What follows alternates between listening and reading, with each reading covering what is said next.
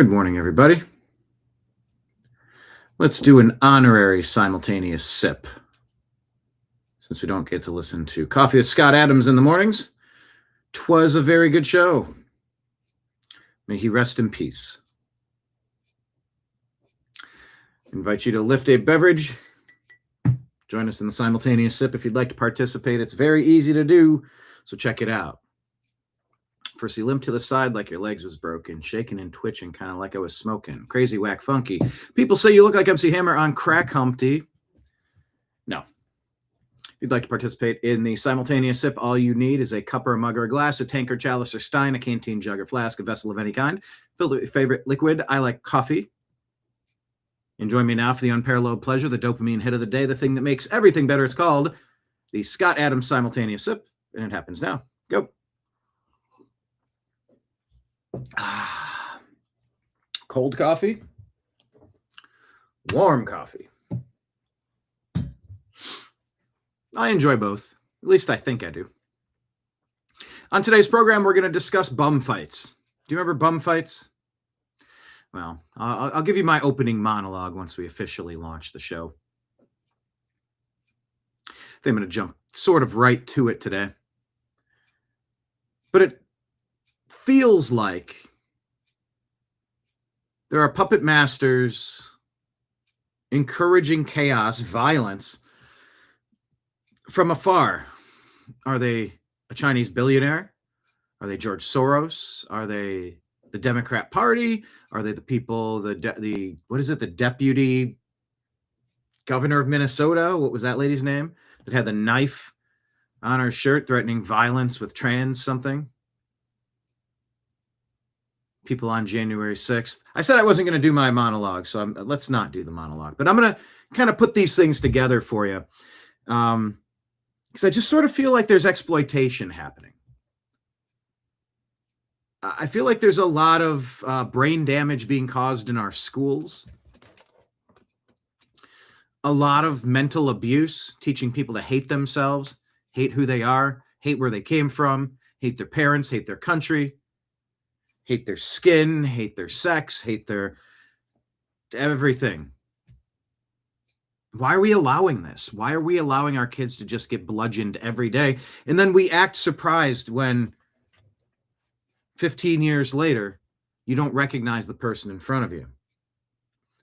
Maybe you have somebody in your life that you hardly recognize anymore. How did we get here? Who's behind it? And how do we get out of it? How do you break Stockholm syndrome? How do you break suicidal empathy? How do you break self-loathing and self-hatred? How do you break 15 years of schooling and media that says if you regurgitate the stuff I say, you're in the group, you're in the club, you'll get an A. But if you don't, well, things are all going to get uncomfortable and you don't, I'm just telling you the truth about things, right? You don't want to disagree with me, right? Right? I would like to see Bobby Kennedy work on MAGA. How to recalibrate our thinking so that manipulators don't have the same impact. You could take issue with who are the people pulling the puppet strings, but I don't think you can take issue that it's happening. And maybe you don't really see that it's happening, but trust me. When I say trust, I mean also please verify on your own, but that is exactly where we're at. That's what's happening. So let's unpack it on today's show. Of course, we're going to give you some updates on Minneapolis. Did one of the sides cede or surrender or back down? Are they really working together? Can you trust Waltz and Frey? I don't know. So we're going to dump the stories out on the table, like knocking a trash can over. Some will be good, some will be some will be funny, some will be what? Just like a regular raccoon. You might find a grocery bag, you rip it open, and it's full of great organic produce. It was just past for whatever reason, the shelf space. They have to turn it and burn it and get it out.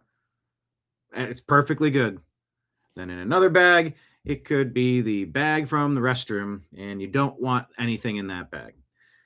That's what it's like every day checking out social media. But we try to have fun here.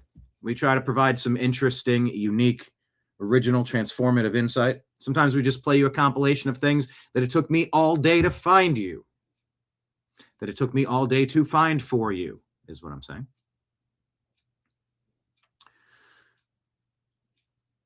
Some of these we're discovering together for the first time.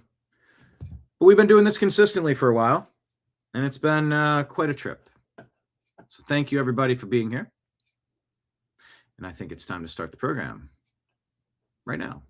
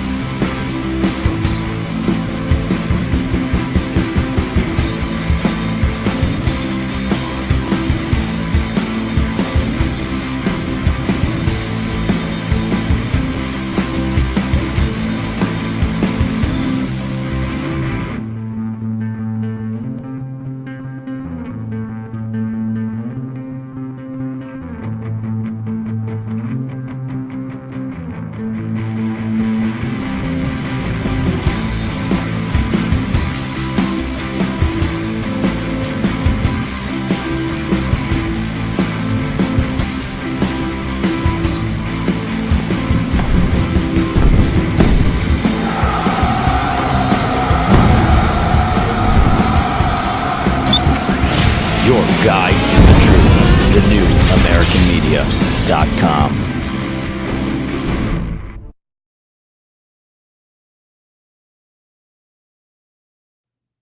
Still trying to figure out the best way to do 2 intros to a show. It's not an exact science.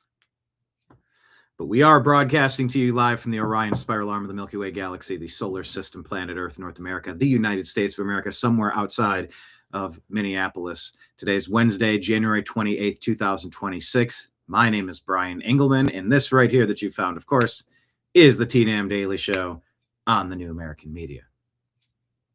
Normally I do that while sipping coffee. Then I do an intro, and then we play the intro, then we get into the show. Adding the Scott Adams simultaneous sip is, I'm sure there's a formula. I feel like I've done this several times in the past couple weeks since Scott has been gone. I think I got it right once, but I'm going to keep trying. I think there's a way to make this work. Thank you all for being here. Let's pull up your comments onto the side of the screen. Hello, everyone.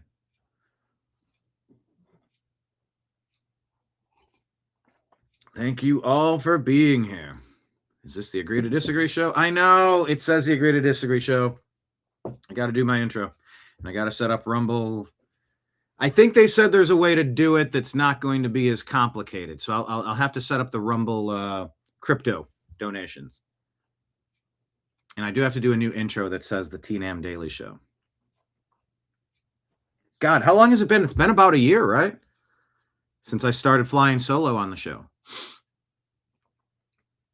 Maybe longer than that, maybe a year and a half. But I think this is when I exclusively went to solo. Roughly about a year ago. It's roughly when I started doing stand-up comedy. Yeah, it was right around the Super Bowl time, if I recall correctly, which I think I do. All right, I want to talk about the bum fights. I just had this thought. I was listening to a conversation with Bob France, and it was on a Strictly Speaking show. I've been assisting Bob a little bit, getting his show off the ground on Rumble. And now he's moved the show from, what was it, 10 to 12, and now it's 7 to 9, or it was 12 to 2, something. I forget exactly how it worked, but he switched the time. But his guest was talking about human trafficking victims, and he wrote a book called something like The Trafficker. And the more he spoke about exploitation, the more it felt to me like the parallels between a human trafficker. I mean, you're talking about really terrible, abusive slavery. Modern day, this stuff's happening. And it dawned on me, this is what's happening with the Democrats. Take a look back. Let's look at January 6th. Were peaceful protesters shot with munitions? Like you remember seeing the holes in a massive hole in the cheek of somebody who was just in the crowd and they were indiscriminately shot? Do you recall that? When gates were opened up to funnel people through so that they could be hunted down and deemed to be insurrectionists. Do you remember that? I remember that. What about Charlottesville? When they had their organizer kind of pretending to be MAGA, but they say he wasn't. And then you got these two groups of people that hate each other, and you stepped aside and you filmed it all. Aha, look, the right is violent. Look who they are. Oh, really? Or was this a setup? Were you framed? That's long been the contention about Charlottesville. What about the rest? What about the Butler, Pennsylvania? The mysterious background of that guy. Where was that? Where are we at in that case? What are the updates on that? When's the last time you heard about Butler, Pennsylvania? What do you know about the Charlie Kirk assassin in that story, in that case? Wasn't it that he was groomed?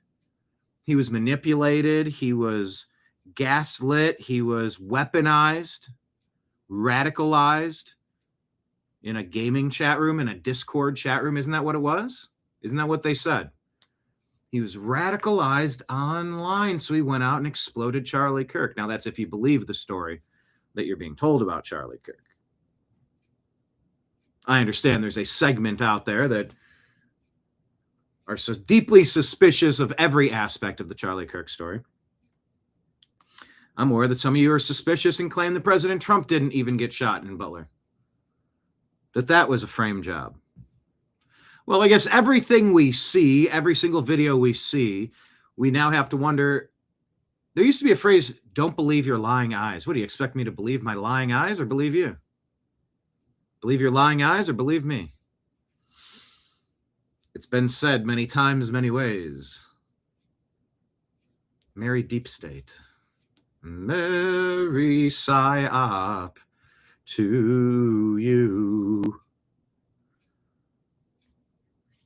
Everything we see, we have to wonder, is it artificial intelligence? Is it it's just an AI video, it's a fake video, but man, some of them look good. Some of them look good, and they're just getting started. They're just going to get more and more realistic. It's terrifying.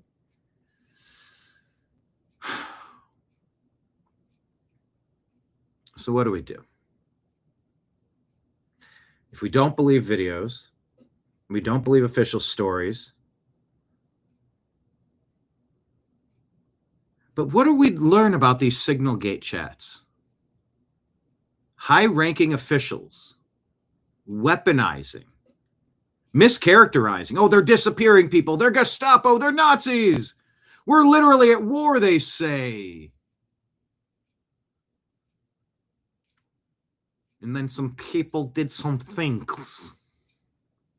And some people did some things. And in fact, one of those things happened to Ilhan Omar yesterday. Was it staged?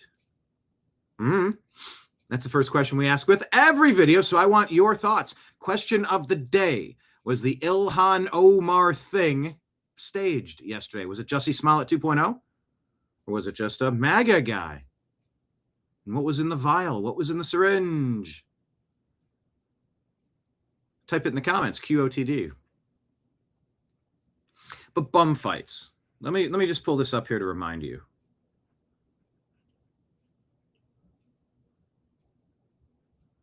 So Dr. Phil brought on the guy. Actually, let me get a definition. Because the left is desperate for a Crispus Attucks situation. Traditionally regarded as the first person killed in the Boston Massacre, thereby often considered the first martyr or casualty of the American Revolution. Push, push, push, poke, poke, poke, provoke, provoke, provoke, make bad decision, bad decision, bad decision, and then there you are. If George Floyd could be elevated to the level of a martyr in Minneapolis 6 years ago, don't you think they want to try it again? It's theoretically the only thing that's air quote worked for them. And what was it? You took a bad situation, you took a tragic situation.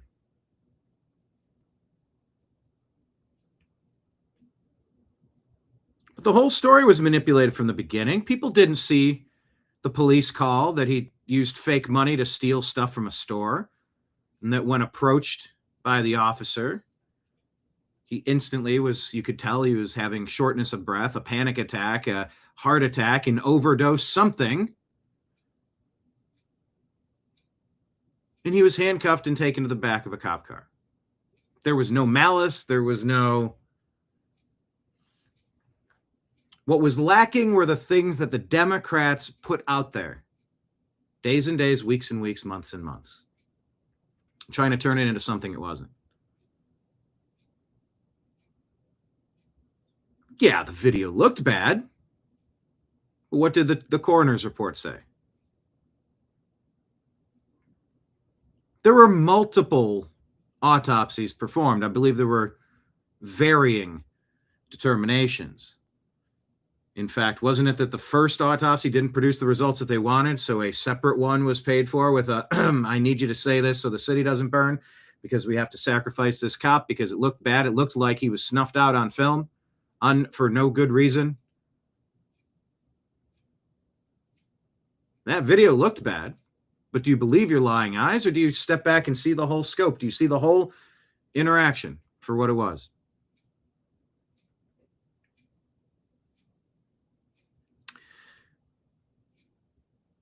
What is the game plan? Abolish ICE? Just the people that sneak into America just get to stay because what? Because you won't get out of their faces. You're blowing rape whistles. You're triggering, what is it called? Autonomic? You're triggering the amygdala to pump out fight or flight response, making everybody edgy so that you can, you can spark something. You're just out there. You're tossing your ferro rod. You're shooting sparks all over the place, hoping something catches to burn it all down. Well, that in itself, that's a bad strategy. That's a bad plan, except that it kind of worked last time. And people are saying President Trump gave in this time. I'm sorry. You don't give in by sending Tom Homan. You don't give in by getting Minneapolis and Minnesota in general to start finally linking their police, their law enforcement with the ICE operations, the Border Patrol operations, to get the known criminal aliens out of the country. That's not failure. That's not defeat. That's something. But we're not going to lose track of the big picture, the fraud. The Ilhan Omar fraud, the Democrat fraud, the Somali fraud.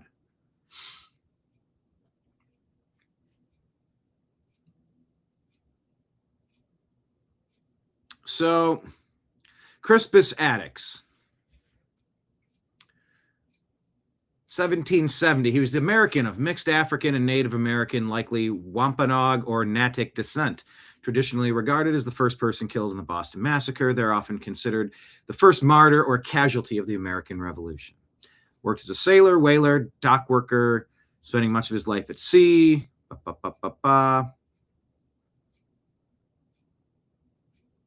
He was part of a crowd that was confronting soldiers. Accounts describe him as a leader in the group, armed with a club or a cordwood stick. British soldiers fired into the crowd, and Addicts was shot twice in the chest, dying instantly. 4 others were killed that day or soon after from those wounds. His death helped fuel anti-British sentiment, with Paul Revere's famous engraving and others helping spread the event as the Boston Massacre. In the 19th century, abolitionists like William Cooper Nell highlighted Addicts as a black patriot and the first to die for American liberty, using his story to advocate against slavery. He became a symbol of courage and resistance. In 1888, a monument to Addicts and the other victims unveiled in the Boston Common. Many schools, parks, and institutions named in his honor. He was martyred. He was sacrificed. You got to go out there and sacrifice your body, said somebody on a video clip that I played on a recent show. That's easy for someone else to convince someone else to do. Hey, go do something stupid. Oh, yeah. Good idea.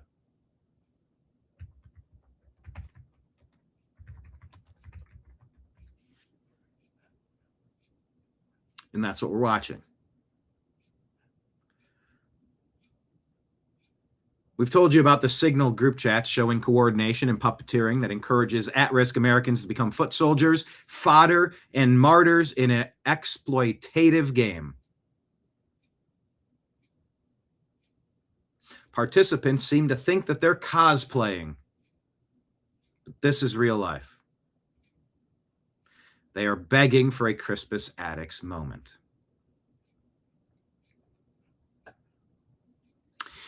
Which leads me to bum fights.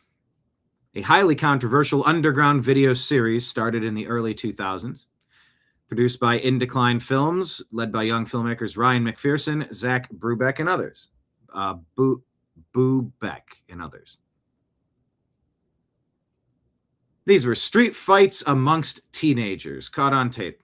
There were homeless men, notably Rufus Hanna, a.k.a. Rufus the Stunt Bum, and Donnie Brennan, being paid small amounts of cash, given alcohol or food, to perform dangerous stunts, fight each other, or do degrading acts, like headbutting objects, getting tattooed with bum fights, self-harm like pulling teeth, or extreme pranks. Bum fights. You see it on the screen here. Dr. Phil brought him on to lecture him about morality. So he dressed as Dr. Phil and came on the show and said, "You say I'm exploiting people. Isn't that exactly what you're doing?" It's kind of interesting. Creators claimed it highlighted homelessness issues inspired by Jackass-style shock content, but widely condemned as exploitation of vulnerable, often alcoholic or mentally ill people for profit and entertainment. Accusations of coercion, I'm reading this, and this is the Grok explanation of it. The explanation of it is literally the lying legacy media and Democrat politicians. Word for word. Major controversy points. Accusations of coercion, manipulation, and paying desperate people to harm themselves or each other.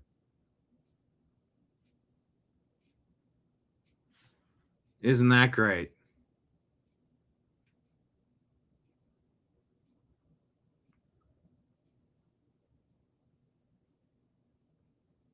Isn't that great?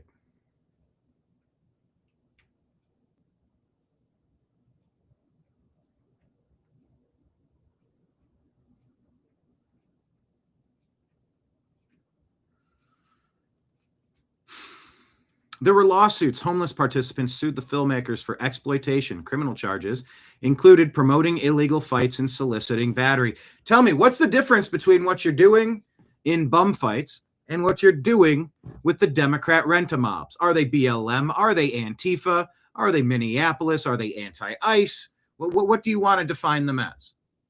What do you want to define them as?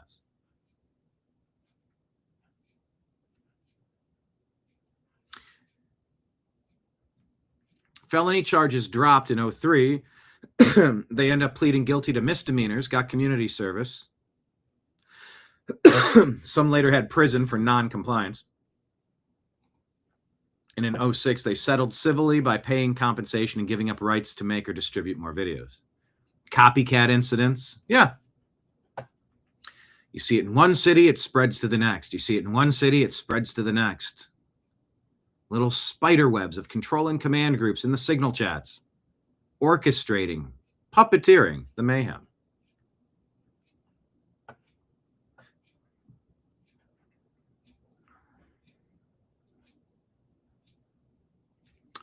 Criticized by homeless advocacy groups, media, and figures like Dr. Phil, who called it despicable exploitation. The infamous moment was in 2006, where a representative or impersonator of the creators appeared on Dr. Phil dressed as Dr. Phil himself, accusing him of hypocrisy for exploiting distressed people on TV, and was quickly kicked off the show.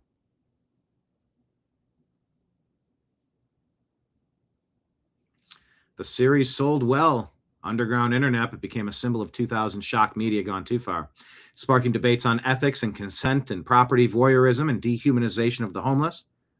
Later volumes continued under new ownership, but the original creators moved on.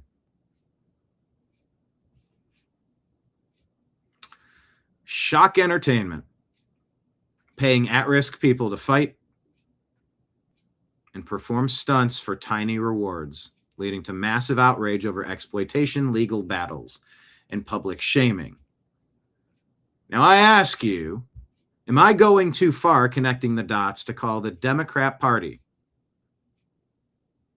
the party of bum fights? That's not to say Nicole Good or the Pretty guy.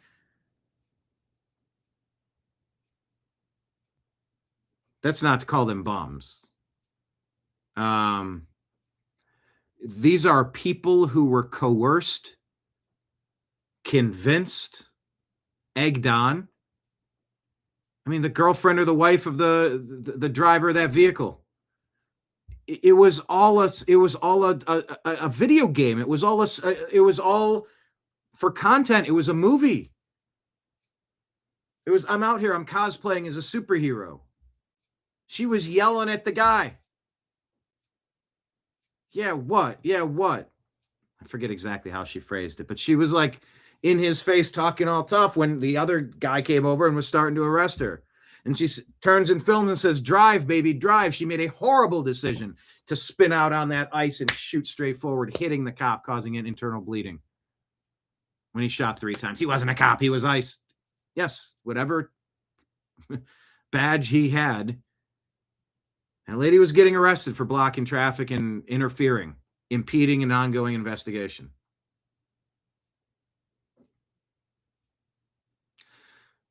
That guy, that Pretty, he had a broken rib. Do you know about that? Do you, like, I've heard some parts of the story. This Pretty guy, what's his first? Alex Pretty. I think at-risk people looking for meaning in their life are doing some strong people-pleasing for people who are exploiting them, hoping something really bad is going to happen so that they can be sacrificed at the altar, a human sacrifice for the Democrat Party that sacrifices how many aborted babies a year? How many tens of thousands of girls and children have been trafficked into the United States under air quote humane open border policies of Joe Biden and Barack Obama's third phantom term, his ghost term, his weekend at Bernie's term with the Obama-Biden regime. Biden is the puppet. That's not compassion. That's demonic. How many deleted trafficked children? What number are we at on that? These unaccompanied minors, 300,000 missing. Now you found half of them. Where are these missing kids? Are they in indentured servitude? Are they being abused on a daily basis? There's nothing compassionate about having an absolutely out of control system where anything goes. And if you're caught, because we're looking to find the people that snuck in. You just get to stay because we need to abolish ICE because look at that thing that happened. That lady that drove her car into the ICE agent. You can't have ICE. You got to abolish ICE. Look at what happened. Well, no, they get to stay. 40 million people get to stay because we want them to stay. We want that extra congressional representation in our blue cities so that we can flip the whole state blue, even though the entire state's red, except for that one little dead dot. And so that's where you focus on gathering ballots and flipping states, flipping cities, flipping precincts, and getting more representation like Ilhan Omar. What's she worth? $30 million? What did the husband get? What's going on with the fake winery? The winery that's not a winery that went up 10,000%? What are we being robbed blind? And instead of going after the obvious criminals behind this in a RICO case, a treasonous coup case. Well, here, look at this. Look at this. Look at Nicole. Look at Nicole. See? It's just Nazis on the street, man. No, not really. That would have never happened had that person not made a series of catastrophically poor decisions, egged on by her partner. Drive, baby, drive. It's my fault. I'm the one that brought her down here, you can hear her saying on the video. It's a lot of people's fault. And if we're the voyeurs that must consume the content, I mean, how are you going to exploit somebody if nobody on the other end wants to purchase the content? Where's the financial incentive? You can't say that John is completely guiltless, right? If there was no John, there would be no exploited kid, no exploited woman, no exploited Democrat. They are misinterpreting, mischaracterizing ICE operations to try to inflict maximum damage on President Trump and the MAGA agenda. It's not going to work. It's not working. It's not going to work. You hope a day of reckoning is coming, but you just keep every day you tune in. Is today the day that they've all been arrested or not? Still waiting. Still waiting. But we'll see. We'll see how this shakes out. It sure seems like the vice has really tightened around Minneapolis, and it's about ready. Now you see Dr. Oz in Los Angeles. Go get him. Now it's hospice fraud. It's everywhere. You look at 38 trillion on a credit card and go, that's not even a payable amount of money. How could they? Everyone was dipping their beak. 10% for the big guy, maybe. A lot of nonprofits, a lot of non-governmental organizations, a lot of waste, fraud, abuse, graft, grift. Treasonous acts, really, to become a pirate, loot America of resources, and then try to advocate for the criminal element that set this in motion to begin with, making it a self-fulfilling prophecy where you'll never be able to vote your way out of this. Hence, the communists take over, the Marxists take over, the globalists take over, the New World Order takes over, the deep state takes over, the Democrats take over, the rhinos take over, the uniparty takes over. Whatever you want to describe it as, it's a hellscape. It's hellish. And I think the Democrats are really exploiting the most at-risk people, whether it's Charlie Kirk, the Charlie Kirk shooter, whether it's President Trump's shooter, whether it's Renee Good, whether it's this Preddy. It's bad news. And I look at the former Democrat Party. I don't consider them to be a current legitimate political party. I currently see them as a domestic terrorist organization. Oh, you're being so hyperbolic. You just say things for clicks. That's how I've felt for a long time because I've watched this coordinated campaign of terror for a couple decades now, basically the better part of the Obama regime. Obama came in and wow, did things escalate from a community agitator, organizer. Grew up with the Cloward and Piven strategy. rules for radicals, street justice, street violence, threats, intimidation, doxing, harassing, stalking, injuring, eliminating. Bum fights. I look at the Democrat Party as the creators of bum fights. Once again, not to say these two particular people were bums. You can argue. I've never heard of anybody anywhere losing their children as a mother in America unless you've really been up to something. But you got to set the stories straight. You got to get the overview correct. Let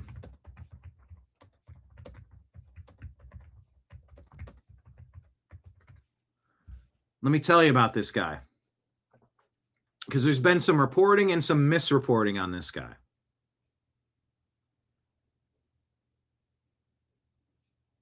And I do want to be accurate. Renee Good, by the way, 37-year-old, this according to Grok, mother of 3. There are claims that she lost custody due to absence or child endangerment or related misconduct, often tied to viral rumors about her partner, Rebecca Good, burning children with cigarettes. Those are unsubstantiated and widely debunked as misinformation. When we hear these things, it would behoove us to double check it before we just keep repeating things. You don't want to be like the left. You don't want to just regurgitate what some dope on The View has to say, because it might not be true. So her first, I just want to set some of these guardrails up, and then we'll start digging into things here. First marriage, 15 to 16, a guy named Justin. The kids lived with their biological father, primary custody with him.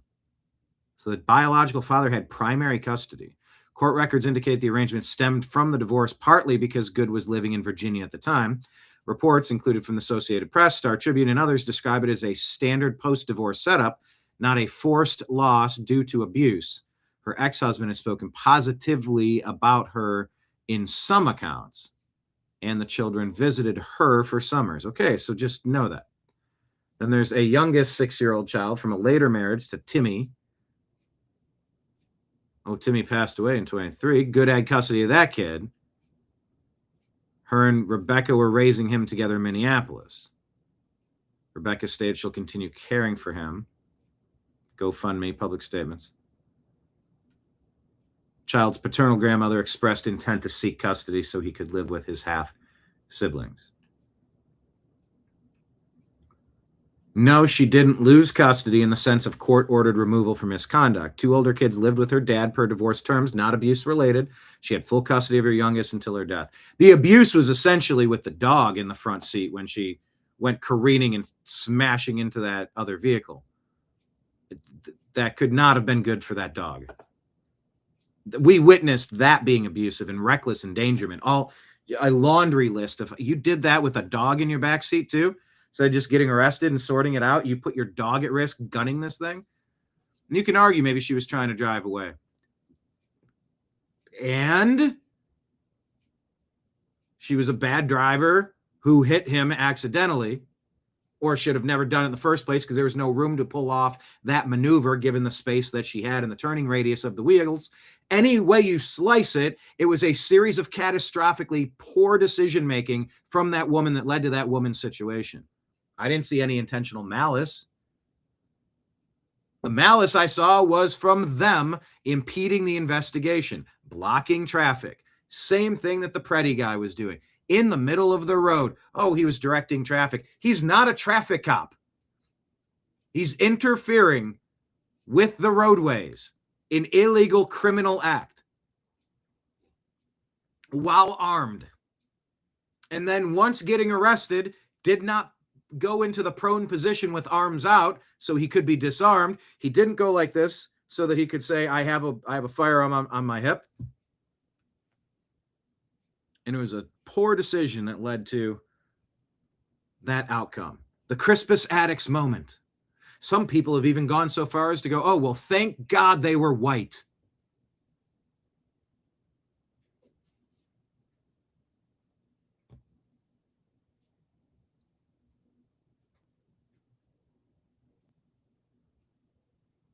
Just let that hang there for a second and feel how weird that is for like 20 different reasons. How strange it is to hear such a thing. Well, thank God they were white. Because the media and the Democrats have nothing. 17% approval rating for the Democrats, 5% for the media. Nobody likes them. You were constantly lied to and manipulated by them. They run bum fights. They lie to us. They get you enraged and angered. And then they put a tarantula and a scorpion in a terrarium, and then they shake the shit out of it. And they watch, hoping they can get a human sacrifice to their god of lies to take out Trump because Orange Man bad. Why? Because we're removing the criminal illegal aliens that snuck into our country. And every single person in here illegally needs to go. I am actually open to some sort of fast pass, temporary acknowledgement database card. Hi, I'm in the everyone here that's here illegally needs to go or raise your hand. Get your free flight home paid for by the government and $2,600 for walking around cash. I am actually in favor of people that go, okay, hold on. Could there be an option? And if there's not, I personally would support something like this. Can I stay? I'm working. I understand English, or I'm taking English courses. I'm not on any welfare program stealing your money. You don't come in as a guest in my house and start stealing shit. You're never invited back if you come in and start taking what's meant for the residents of that home. You're not a resident of that home. You're a visitor. You don't just help yourself. So yeah, every single person needs to go, and you start with the known criminal illegal aliens. I am actually in favor of some sort of fast pass. Raise your hand and go, look, I'm here. I'm working construction. I'm looking for a great country. I'd love to be a part of it. I was told that if I came here, I did a couple things. I don't know where we're at with. I'm probably illegal, but my name is this. Run a criminal background check on me. I haven't done anything. I haven't done anything while I'm here. I haven't done anything there. Problem is, there's a lot of countries where you can't trust. There are a lot of countries, Middle East, Northern Africa, I mean, tons in Ukraine, Gaza. There are no valid records that you can run a full background check. But if you could at least raise your hand and go, look, I'm here.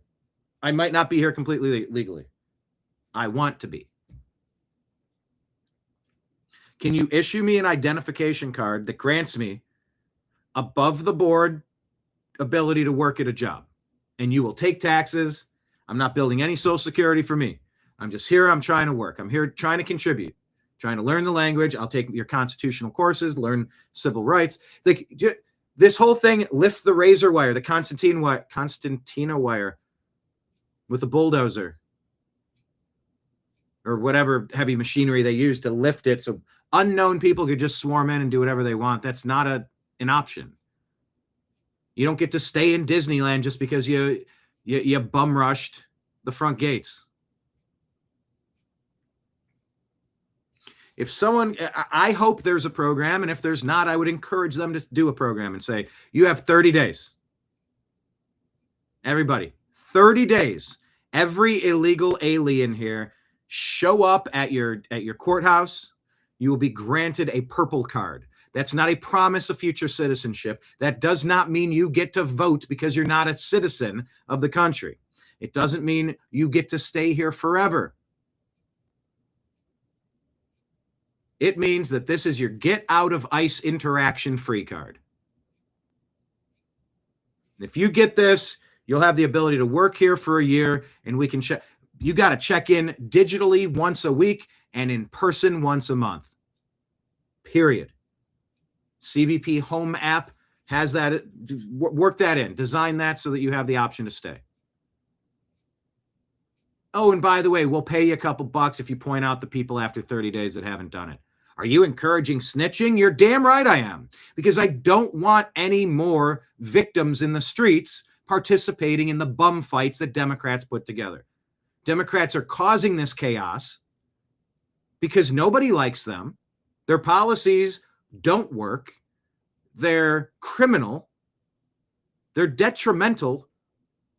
They're ineffective. They're all of the worst things that you've imagined. Look to California. Look to these big cities. California is not a city. I didn't say it was.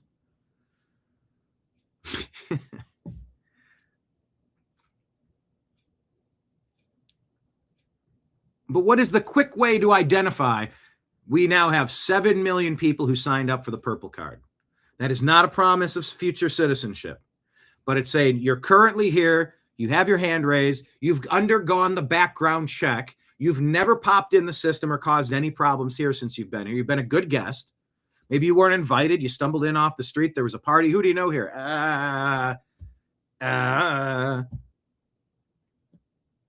Would you pay your $5 or $10 at the door? All right, well, come on over and enjoy beer from our keg. How many parties did you go to? I threw a few. I went to a few. But if you're abiding by the terms and you're here anyway, and you're professing that you'd like to stay on path and join the team in the future, I'd like to pledge your fraternity. I'm not actually a member. I just saw a party. I came in. Do it. If you need me to go, I don't want to get in your face and start yelling insults and blowing a rape whistle or stealing any of your shit. I'm not here to cause any disrespect. I'm here because there's a party, and yes, I paid the $10 at the door.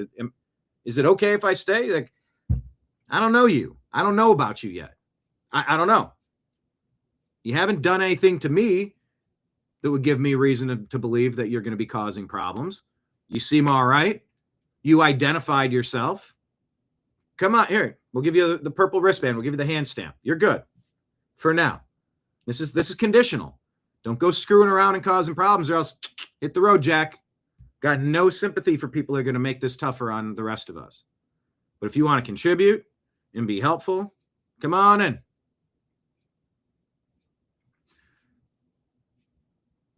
That's sort of where I'm at. And you see states like Texas doing it the right way. Not going out there on their signal groups, encouraging people to get involved in bum fights. Hey, there's somebody with someone with a mental disability over here. They're not all that bright. Let's get them riled up and tell them they should go fight with ICE. Yeah. That's bum fights. That's exploitation. Directly, indirectly, tangentially, it's what's happening. They are using you. They want you to sacrifice yourself just to make the other side look bad. They call it suicide by cop when someone does a series of actions that's obviously intending to take themselves out of the video game. They're ready to go.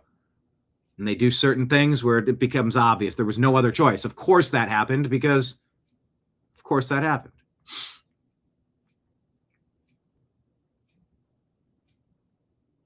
Bum fights.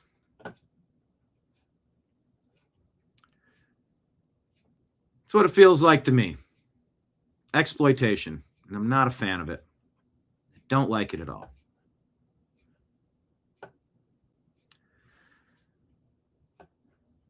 So those are some thoughts. I'm kind of like work through some of this. Question of the day, type it in the comments. By the way, hit like, hit subscribe, however you're watching. When I bring up bum fights, what do you think about?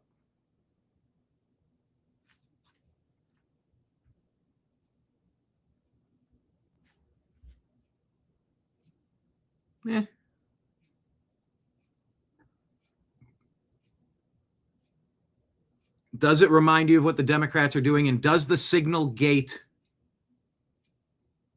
release, was it the assistant governor, the deputy governor, I forget the exact title of that lady, proposed to be a ringleader, where their own government has been encouraging people to make series of catastrophically terrible decisions, reckless, endangering decisions that of course will ultimately lead to their demise.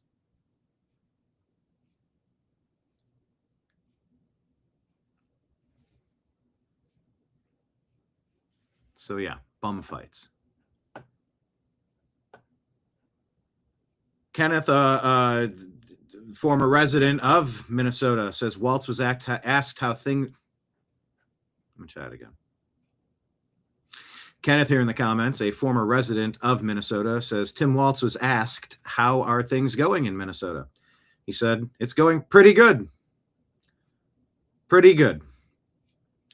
The names of the two people who were coaxed and encouraged and manipulated and exploited into making a series of catastrophically terrible decisions are named pretty good. I do believe Scott Adams would look at a situation like that and say, this is a moment where you realize the simulation is winking at us. How would their names be pretty good? When there's nothing pretty good about that whole situation, all unavoidable, all unnecessary, all self-inflicted. There's nothing pretty good about that.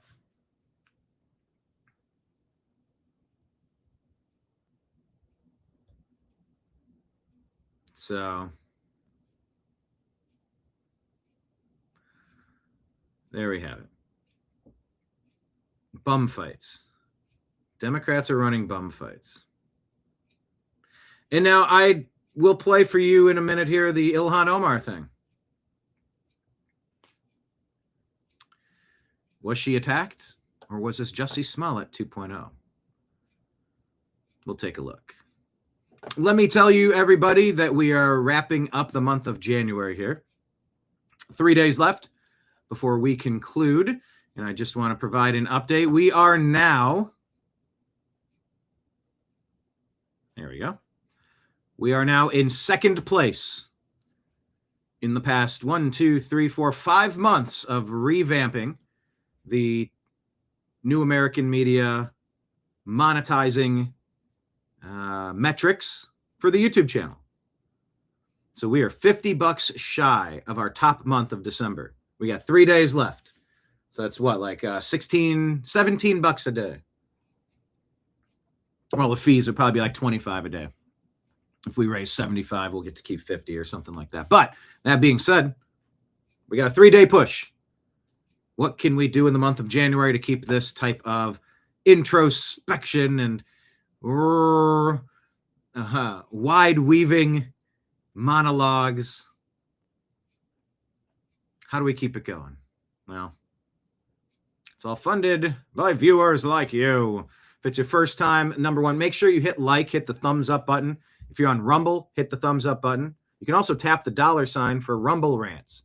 That's a donation right into our account. And I think we're $10 away from making another transaction to transfer it back to our, there's like different thresholds. Once you hit it, you shoot it over. And then that's just used to pay the bill for the thing.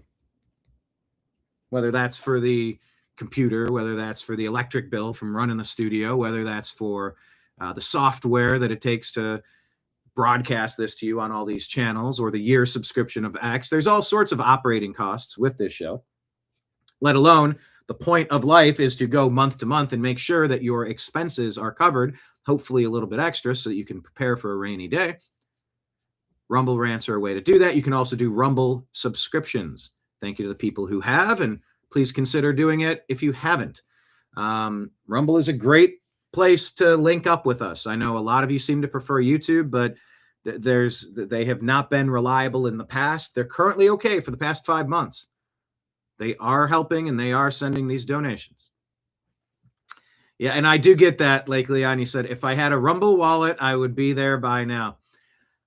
All right, fair point. Yes, gotcha. Got it good. I'll make it happen. I had to do some research because I didn't want to download another, gosh darn, I self-edited there, another damn app. But now I believe there's a way to do it a different way where that won't be the case. And now that I know that, I think I'll set it up today after the show.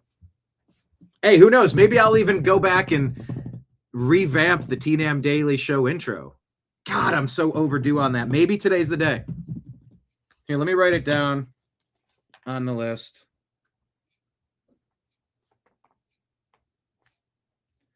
All right. Yeah, I think it's time. That would probably only take me an hour. I just want to show you some more faces, some more interviews, some more places we've went to cover events. Okay,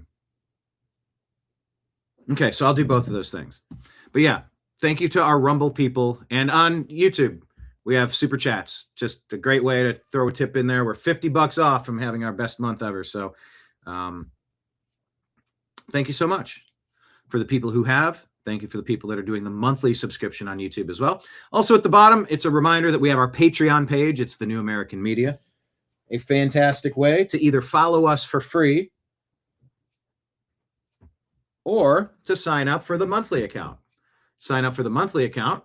And yeah, for like $10 a month or $100 a month, $1,000 a month, you get to subscribe and just set it and forget it. You just say, hey, I like how we dig into this stuff every day. It's a fun community that they build over at TNAM. I want to support these cats, just like this cat. And I assure you, when you donate to me and TNAM, you donate to this cat. His monthly injections, his food requirements, his pills outside of the monthly injections, it goes to help him. So if you're an animal lover as well. But yeah, the final three places: Venmo and Cash App. It's my name, Brian Engelman, Engelman. And then PayPal is fuzzinstallment@yahoo.com. Thank you to the Fuzz Installment donor 2 days ago with the initials M and N. I don't know who it is. Just came in. And thank you so much for the random donation. It's appreciated. Goes a long way. Marion says, I'm guessing your to-do list is in a spiral notebook so the pages and lists can go on and on. I mean, I could show you. I mean, I'll sort of show you. Here, I won't tell you what any of the stuff on the list is. I don't know what's on here.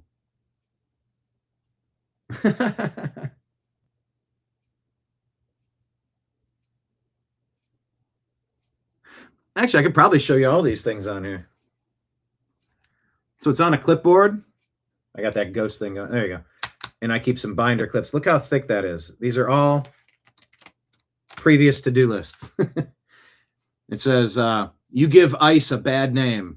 Make it a parody like Shot in the Head. Shot in the Head and you're to blame. You give ICE a bad name. A parody song. Upload the game show of Catch 21 that I was on with Alfonso Ribeiro. Put it on social media. Just get a copy on my Rumble or YouTube. Just the note that Elon and Ilhan are names I've never heard my entire life, and now they're in the news every day. Elon, Ilhan. Never met another human on earth with these two names, and they're just, I can't escape them on a daily basis. Kind of, my to-do list has its own to-do list. That's what it feels like. It says I need to do the Rumble wallet. It says I need to create an X account that is not Jim Mitchell, our co-host for Strictly Football. Did you check out the show yesterday? I know some of you did jump in to our show, see episode 29, 28. Actually, what number episode was that? It was episode number 28. Episode 28 of season 2, Strictly Football, with myself, Mike Barra, Ezrael Robinson, and of course, Jim Mitchell. We keep asking that he gets an X account, and he says he doesn't want one, and he doesn't need one. We said we're going to make you a burner account.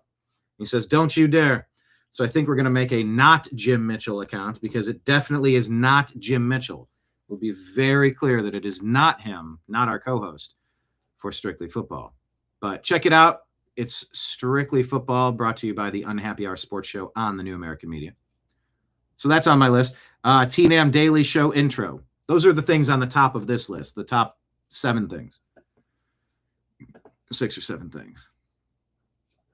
Hello, David. Welcome back. Another S show everywhere. Yeah, sort of, but just a reminder, let's not take the black pill. Let's do the best that we can. Have some hope. All right. So let's do the reset here and jump into some of the stories.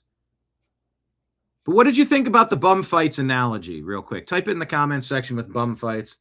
Type in bum fights and your reaction to it. Like, is that too big of a stretch? Is that unfair? Is that spot on? Is it brilliant? Is it a pedantic argument? Go, meh. I'm curious your thoughts. All right, let's take a look here. Look what's coming out of Ohio, people. Ohio Attorney General candidate Elliot Forhan, Democrat, talking about President Trump. Listen. This is Elliot Forhan, candidate for Ohio Attorney General. I want to tell you what I mean when I say that I am going to kill Donald Trump. I mean, I'm going to obtain a conviction rendered by a jury of his peers at a standard of proof beyond a reasonable doubt, based on evidence presented at a trial conducted in accordance with the requirements of due process, resulting in a sentence duly executed of capital punishment. That is what I mean when I say that I'm going to kill Donald Trump. Hi.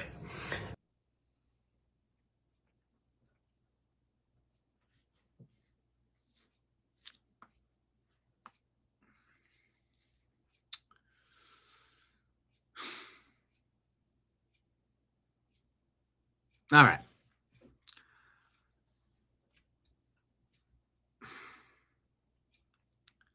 There are penalties to treason. It is a capital offense to overthrow your country, seditious treason, a coup, an overthrow. President Trump was in Davos saying that they're about to make the arrests. Now, once again, this is like when you have Joe's Crab Shack on the side of the building. It's painted free crab tomorrow. And you show up tomorrow and you see it. You're like, all right, I'm ready for free crab. It says free crab tomorrow. You're like, but you said you'd be free crab tomorrow. And now it's tomorrow. Yeah, but there'll be free crab tomorrow. Okay. Oh, free crab tomorrow. Damn, when is it ever going to be today? No, it's always tomorrow. There's never a now. Kash Patel, Pam Bondi. Just so frustrated that it feels like nothing is happening.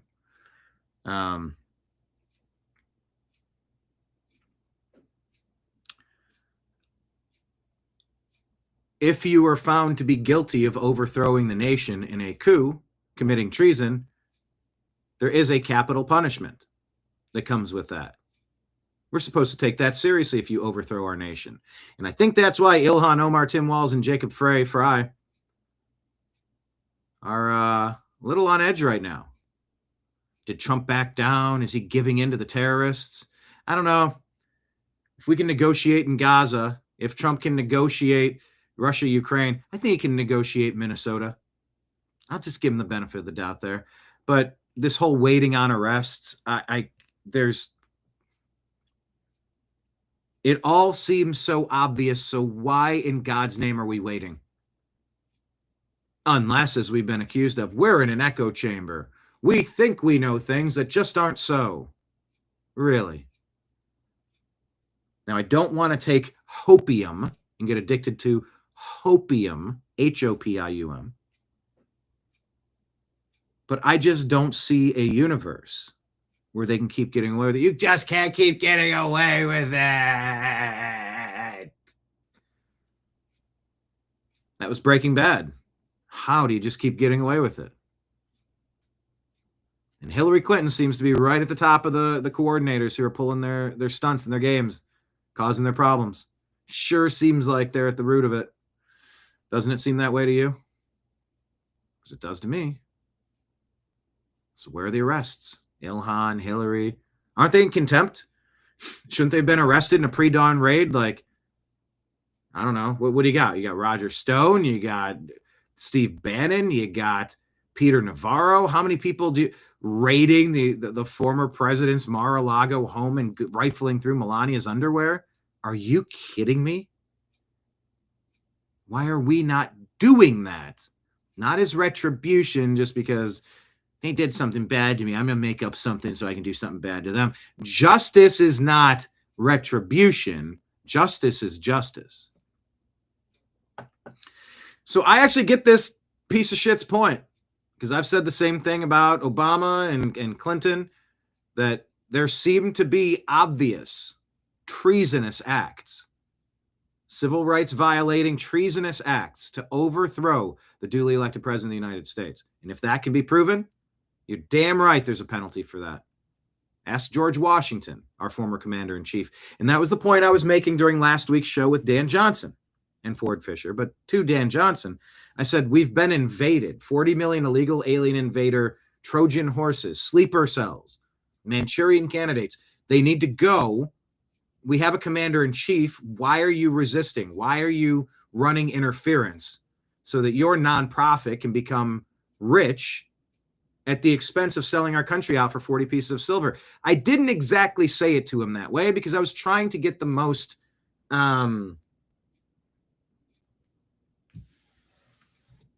there's certain things you say that you can't unsay. And that's not to say that I won't be saying that to Dan, if he might accept, if we decide to have a second show, if we decide to have an update, a follow-up, and unpack it a little bit more. Maybe I'll get into it a little bit more, and maybe I will say something along those lines. But either you're defending this country or you're not. And if you're working in your effort to loot us, to pillage this place, pilfer our resources and send them abroad, which is what it seems to be absolutely clear, Joe Biden, Barack Hussein Obama, Mayorkas, Harris, they were all, the Clintons, neck deep in this stuff. I'm actually going to side with this guy here. If what he's saying is that he wants to, that he intends to charge him with treason, in which case that would be the appropriate punishment. But that's also the reason why you can't elect another Democrat ever for the rest of your life, ever.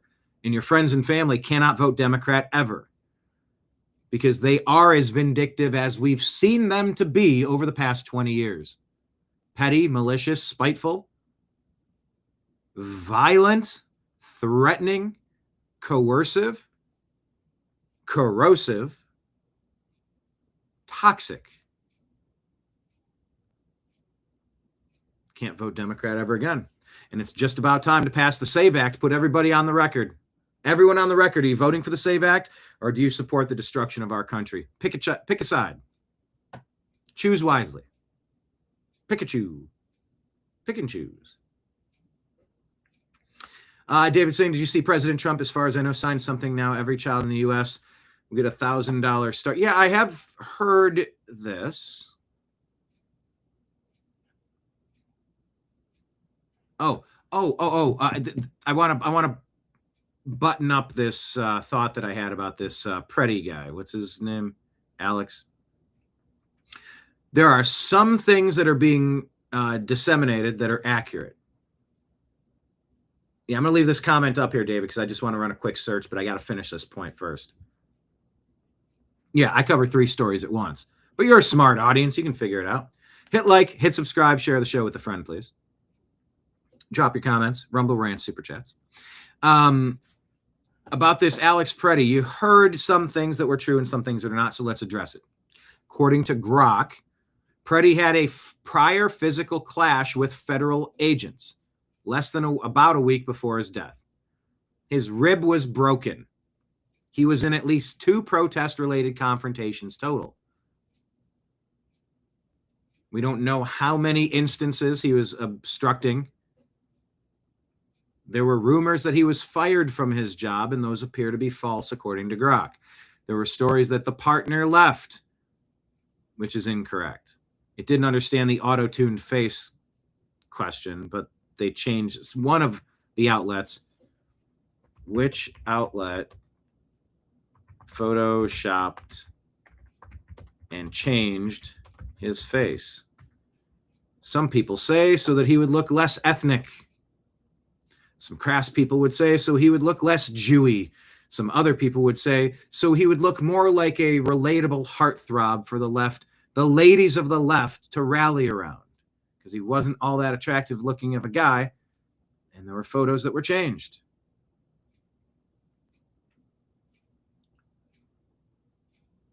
They called them Grok is so weird. They'll say, nope, no major mainstream news outlet was proven to have photoshopped or fundamentally changed Alex Preddy's face. Then it says,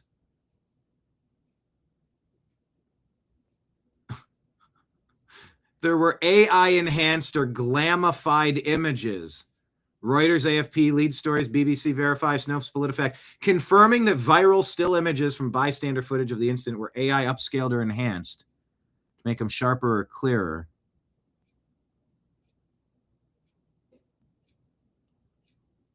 Smoother skin, brighter eyes, softened features, more muscular build. These are not accurate representations and created from blurry originals. Claims against MSNBC and others. Similar claims. Frame it as deliberate. Hold on. Wait. They say MSNBC aired AI-enhanced versions of this pretty guy because he wasn't too pretty. So they had to enhance him, is what the claims are. To look handsome or prettier or sympathetic. Altered jawline, altered nose, an inviting smile, whitened teeth. Claims that that same enhanced image appeared on Jumbotron during a women's hockey game in a moment of silence.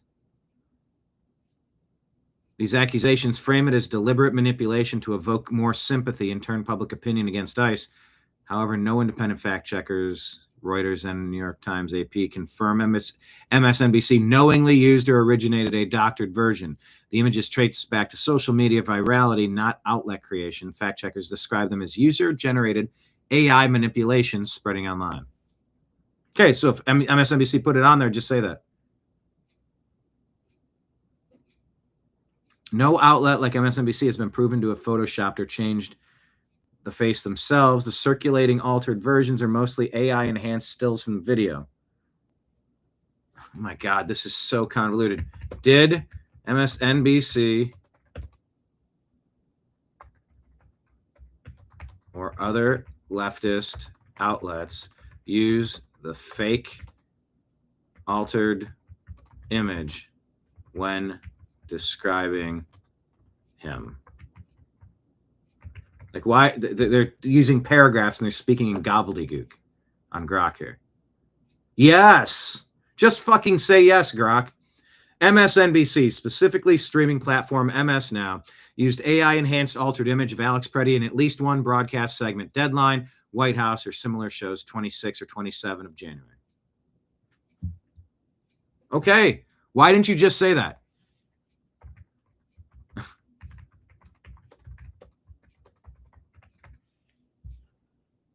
Man, maybe AI is never going to be good.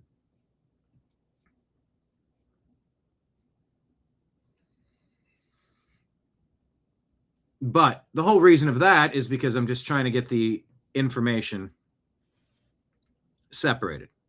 He did have a broken rib during a fight with federal agents. He should have been arrested at that point. If he were arrested, then he might still be alive. Especially if you don't let him out right away. So yes, no auto-tuned face, incorrect. At least MS Now did that. Parents did warn him against risky engagement with protesters, but he was an employed nurse who was killed while documenting, assisting. Oh, no. See, Grok is nuts here. No. When you say that he was obstructing, antagonizing, and resisting. They said he was documenting and assisting.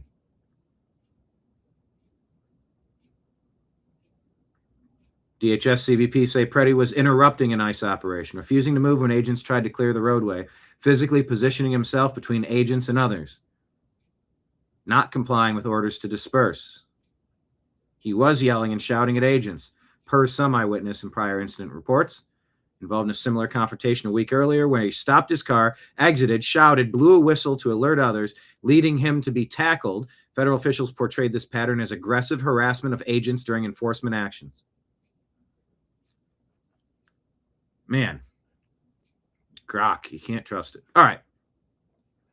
Let's look up your story. That was something I meant to wrap up in the monologue. Did Trump sign an order to give kids $1,000 investments? It's actually a pretty interesting idea to get people involved. There's too many people that, okay, no, he did not. The $1,000 seed deposits for eligible newborns are part of legislation signed into law by Trump, not an executive order. What is the difference they're saying? One big beautiful bill. Trump accounts, tax advantage, long-term investment savings accounts, like an IRA for kids under 18, for children born between January 1 of 25 and December 31, 28. U.S. citizens with valid Social Security number, federal government provides a one-time $1,000 pilot program deposit seeded by the Treasury Department. So the answer is yes. This is so stupid. No, President Trump did not. And then you go 4 paragraphs down. So no, it's not an executive order.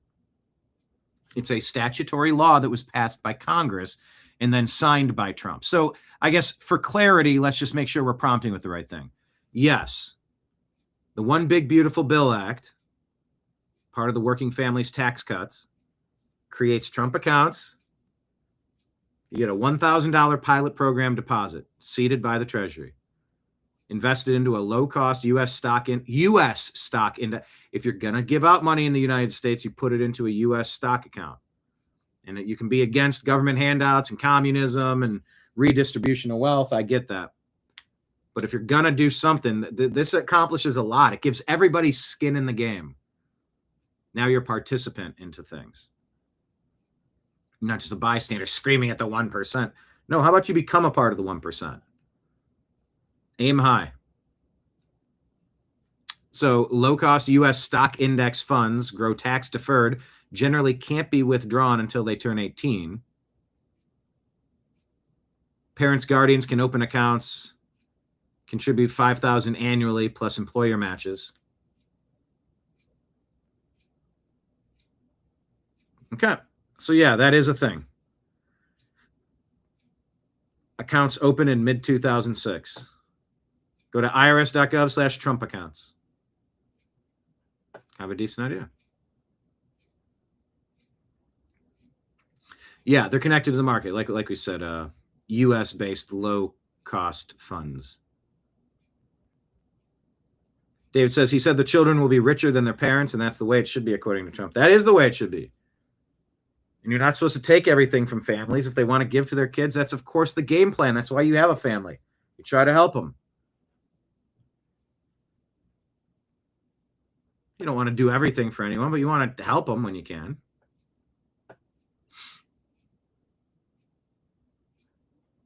Like Leon says of this guy on screen, if you or I could have said what Brain Dead Joe said that about Brain Dead Joe, we'd be in prison for life. Marion says, free beer tomorrow, too. Where? That sounds good. Yeah, David, I wonder how they're going to twist giving every child in America $1,000 to start their lives as evil. Don't you know the Gestapo did that? That's literally what Hitler did. Yawn. I've encountered more militarized women in the past year or two. Past 10 years. Specifically in the past year.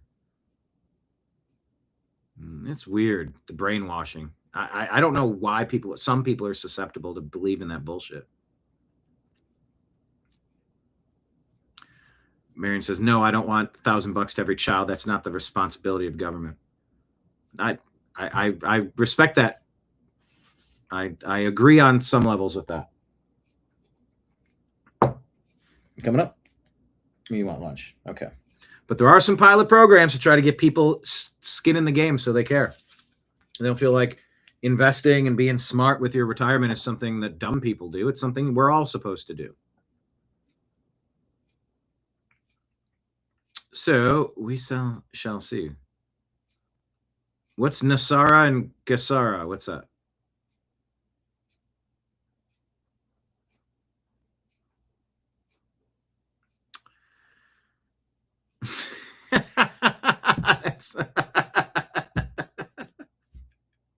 Monologue, monologue, monologue.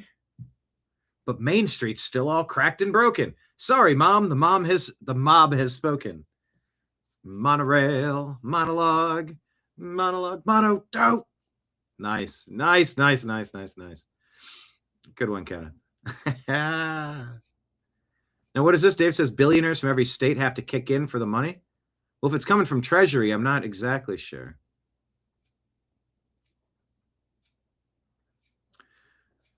We're talking about AI. You're saying you asked Grok if there's a human who Grok would vote for. I'd lean toward Trump. His push for deregulation and space ambitions, like Mars, are challenging the status quo. Resonates with XAI's ethos of questioning everything and accelerating discovery. But hey, I'd probably write in Elon Musk as a protest vote for good measure. That's an interesting reply. Billionaire. I'm hardly a hundredaire.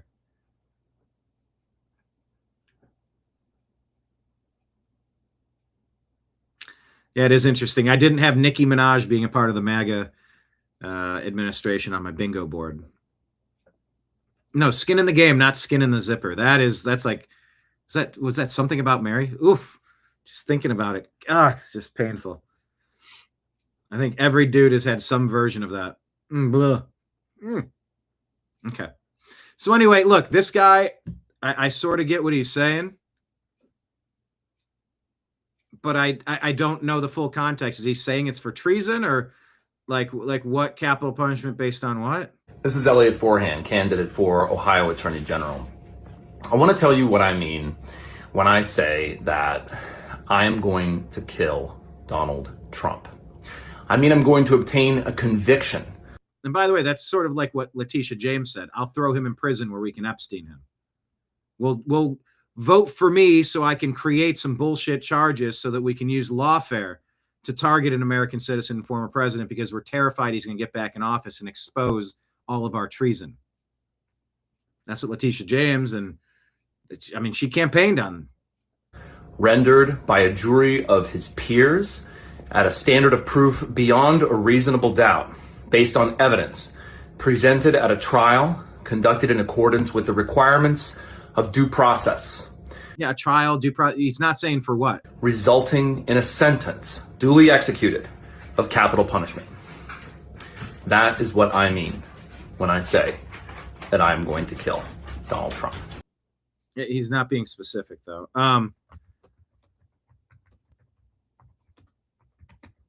Let's ask, we do still support treason sentences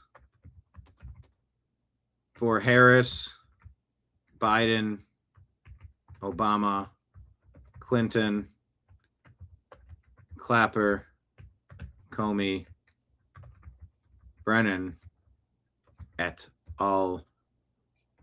Though, don't we? Hi. You guys are both asking for lunch, so I guess I gotta get you lunch. All right, let's keep it rolling here.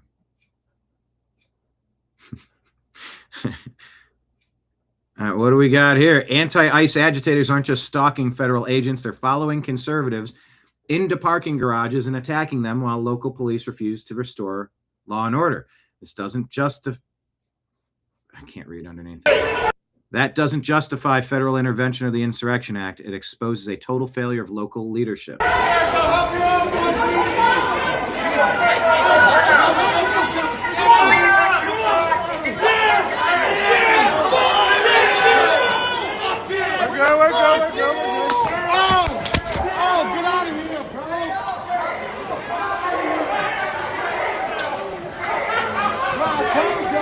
Like, this is the purge. This is mob rule. These are bum fights.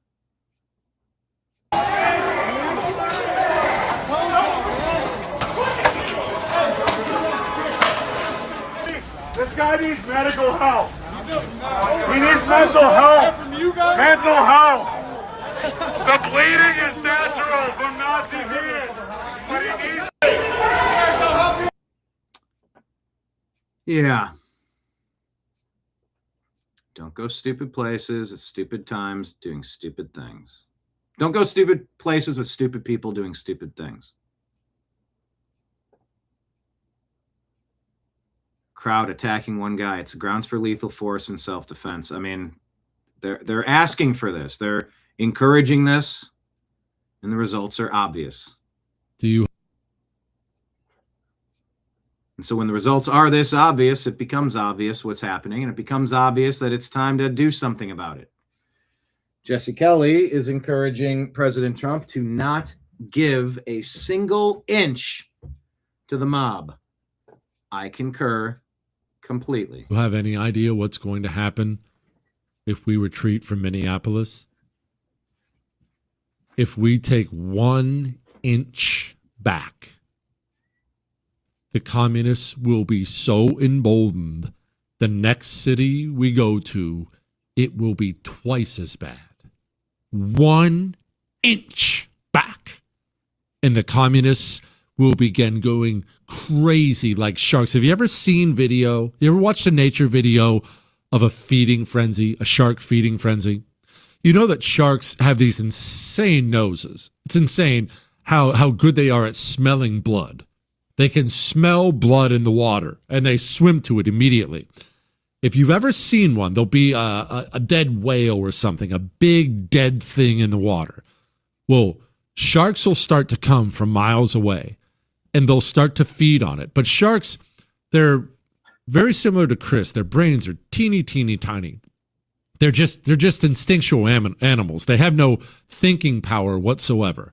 All they know how to do is sleep and mate, or eat and mate. That's all they do, eat and mate.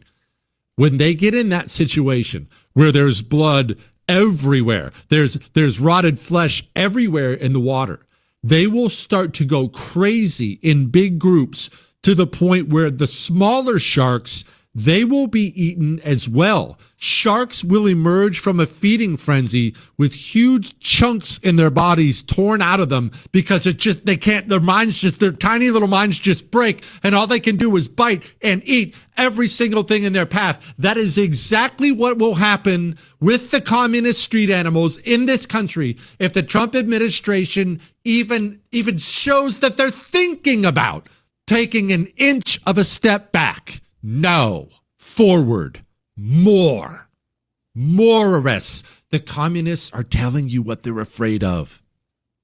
Feed it to them over and over and over again. Make them eat it. Do you have any idea what's going to happen? That's if a we really retreat from good Minneapolis analogy right there. If we take 1 inch. I mean, right on the heels of that video you were just watching, this is about mob mentality. Have you been in a mob? Have you been in a group that acts like this? It's super dangerous. And people do things that maybe they wouldn't normally do. But it's the mob mentality, encouraging people, hey, bum fights. You're a little off your rocker. Come on, let's go get him. Let's get him. Throw something. Just throw something. Do it. Hit him. Hit him. Squeeze. Pull the trigger. Pull the trigger. Do it. Do it. Do it. Do it. There's a lot of dark energy in there. And the Democrat witches and demons, man, they are casting spells on people with their television, with their political leaders. Dangerous. But that's a great analogy. Shark analogy is mob attacks and shark feeding frenzies is an excellent comparison. Well done, Jesse Kelly. I like that. All right, Mike Benz, you want to know? I got to take it off the screen. Let me take comments down. Mike Benz says it's every bit as paramilitary organized as you suspected it was. Cam Higbee says the Minneapolis signal thread has been infiltrated. Every chat for a specific part of each city has smaller districts broken up within it called patrol zones, which guide ICE stalkers, call them stalkers, chasers, on where they should be and position. They do this every time Trump is in office to cause absolute, complete civil unrest and ruin democracy every chance they get, says a commenter. Ryan says the level of mass information psychosis, funding, and coordination behind these organizations in the last decade going unchecked is staggering to watch. This comment of note, the admins and leaders of the signal groups are current Waltz political appointees and Democrat political candidates. No surprise there. Got to keep eyes off the massive fraud scheme that is increasingly pointing to Waltz and his administration as being directly involved. Oh, of course. Guaranteed they'll use the narrative of targeted racism pointed at ICE enforcement in the state as part of their criminal defense. It's all a narrative.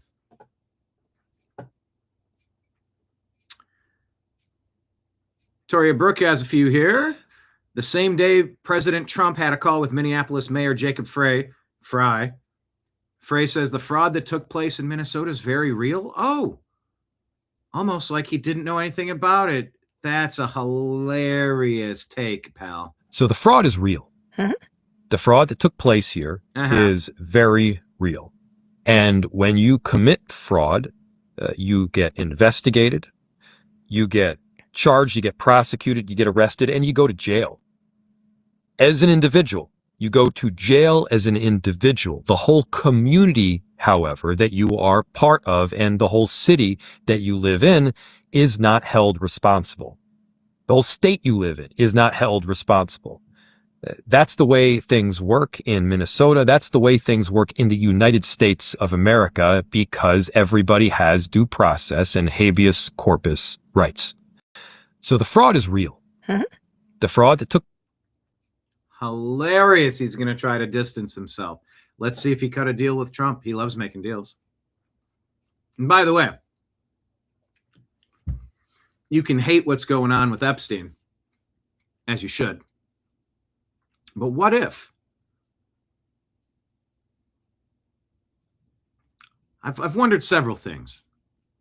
Was he actually taken out of custody and he's turned witness protection and he's singing on everybody and they're building these massive cases?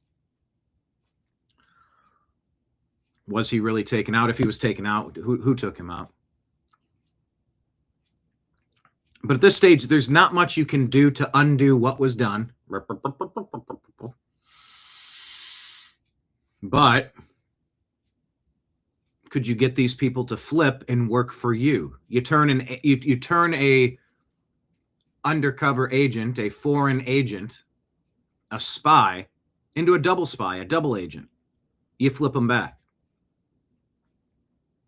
What if the price for that was coming out and looking really weird on Epstein?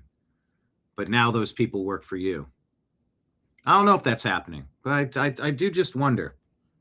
So we'll keep our eyes peeled on Minnesota and Jacob Frey and Tim Waltz. Remember that lady that was shot, the one that voted against the health care for illegal aliens, and they executed her up there in Minneapolis. The guy that wore the fake cop mask, the fake mask on his head, Melissa Hortman, I believe. I don't know, just a few thoughts. President Trump says, I just had a very good telephone conversation with Mayor Jacob Frey of Minneapolis. Lots of progress is being made. Tom Homan will be meeting with him tomorrow in order to continue the discussion. Thank you for your attention to this matter. So you should never negotiate with terrorists, but President Trump is negotiating with Putin, Zelensky, both dictators. Yeah, they're both dictators. Zelensky's not allowing elections in his country. That is dictator time, dictator hallmarks. Trump will negotiate with anyone. So is it totally wrong that he had a phone call with Jacob Frey? No, I mean, that's diplomacy. That's what you need to be. You need lines of communication here. And like the stupidity needs to stop. But is the stupidity really just a smokescreen trying to run a distraction to run out the clock so the Democrats can get away with their treason? You loot our coffers meant for our American citizens to steal and send over to other countries. That's treason. So keep your eyes peeled. I don't know. But if Tom Homan is showing up, the pit bull is knocking at your door first thing in the morning. I wouldn't want that if I were a bad guy. All right, well, let's take a look here. AF Post reports this. A private jet belonging to prominent anti-ICE, anti-Trump lawyers crashed in Maine. 8 passengers are gone. The lawyers have combined to spend tens of millions of dollars fighting Republicans in Texas. Private jet belonging to prominent anti-ICE, anti-Trump lawyers crashed in Maine, eliminating 8. Not sure about this one. KTKG Challenger LLC.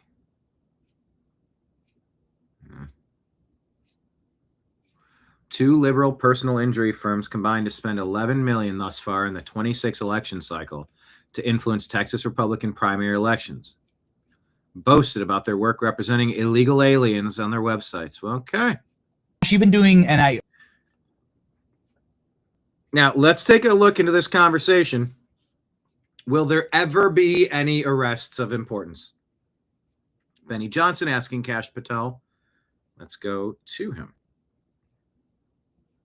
saw some announcements just this morning, some major arrests of some of the left-wing terrorists who've been attacking law enforcement, attacking federal agents, stealing rifles. I believe it was an FBI rifle or a DOJ rifle in this January 14th attack. Can you give us an update on that? Yeah, absolutely. Look, we've always said that, we are going to defend absolutely your right to peacefully protest under the First Amendment. And we're also always going to uphold your right to bear arms in the Second Amendment. That's never changed. We're going to equally protect all of those. The only thing we're not going to do is allow any of those amendments to be violated when you pursue a course of action of violence against law enforcement. It's that simple. That position has never changed. So on January 14th, we referenced a mob literally rioted and destroyed federal police vehicles. Of course, we jumped into action. We caught and arrested 4 individuals responsible for breaking those vehicles apart and dismantling them completely. But I have an update for you. You've been doing, and I saw some announcements just this morning. Instagram, get your act together. When this spreads out over several, I don't know what you call these, reels or clips or stories, or just let them play together. Don't make me have to keep clicking this every single time. It's not rocket science. Make this happen, make this work. But here's part 2. Some major arrests. In that vehicle was not just firearms, which thankfully we recovered, but was information about law enforcement, federal agents, and their personal information. Individuals used that personal information on the ground to issue threats of life against not only FBI agents, but their wives and their children. So just last night, the FBI arrested one of the individuals responsible for making those threats to federal law enforcement. And Cash, that's well and good, but where's the perp walk? Why aren't you doing this at 4 a.m? Why aren't you doing this on 24/7 breaking news? Parade them out there and make an example out of them so they stop doing this. we're going to have more arrests on that same matter today and tomorrow. We're not done. And that's the distinction. If you want to go out there and peacefully protest, have at it. You want to go out there and use your Second Amendment right to bear arms? Okay, no problem. But look at the situation in Minnesota. This is not something that just happened overnight. They've been rioting recklessly, destroying federal vehicles, ramming federal agents, literally hitting them, striking them, and as you just highlighted, using coordinated attacks to threaten their families. None of that is lawful, and none of that will be tolerated. You do not get to touch law enforcement. In that vehicle was not just firearms, which thankfully... That's true. However, Cash came under massive scrutiny because he made a statement that you can't bring a gun to a protest. And it's like, we got a Second Amendment, buddy. You don't get to tell us what you can and can't do. What the hell's wrong with you and your Trump administration? I got a libertarian friend saying, Trump's the most anti-gun president of all time. I'm like, why do you hate Trump so much? You always frame things in this weird way. I don't get what your fascination is with just disparaging Trump at all terms, at all times. My understanding now is what Kash Patel was saying is that Minneapolis has a law that you can't bring a firearm to a protest. He's not saying that. And in fact, that probably should be and might be struck down as unconstitutional. But Kash wasn't saying you don't have a right to take a gun to out in public? Of course you do.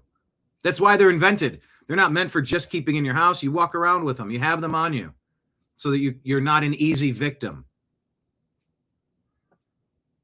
So Cash is very clear in this. He's trying to reframe the you have a right to have a gun story. And it's better because it was a bad look last time from Cash Patel. We recovered, but was information about law enforcement, federal agents, and their personal information. Individuals used that personal information on the ground to issue threats of life against not only FBI agents, but their wives and their children. So just last night, the FBI arrested one of the individuals responsible for making those threats to federal law enforcement. And we're going to have more arrests on that same matter today and tomorrow. We're not done. And we've got also investigations ongoing into the funding of this. We've made actual substantial progress. I just can't publicize it yet. But we've actually found groups and individuals responsible for funding it because it's not happening organically. And we've got also investigations ongoing into the funding of this. We've made actual. An American aircraft carrier. All right, so that's what's going on with Cash Patel. That was a little wonky how it's split into separate pieces there. Be sure you hit like, hit subscribe. Thank you for being here. Share the show with a friend. Text it to somebody. Send it in a message, text message, or however you can. We want to grow the show. Leave your comments. Hit the thumbs up, like button. And watch some of our 2,000 videos on our YouTube channel. We got a lot out there. I am working on doing a show about Iran. I want to approach it from a historic and biblical perspective, and I also want to approach it from a political, last century perspective. How Persia was conquered by the Islamists and turned into the hellscape known as Iran. Many Ron Paul Republicans, MAGA, Make America Great Again, America First, America Only. There's variations of how people perceive a president should act. Don't want to get involved in a quagmire. You don't want to get involved in Vietnam. You don't want to get involved in Afghanistan or Iraq or something. But we already took an action against the nuclear capabilities of Iran. That's been a conquered nation for 50 years. All these formerly Christian lands have been turned into Islamic terror hotbeds. Is Iran in play? I wanted to bring on two different guests, just trying to find the right Saturday or Sunday. Like the availability is the issue. We haven't been able to find a time that all three of us can be there at once. But I want to look into this because I believe between now and this weekend, Iran might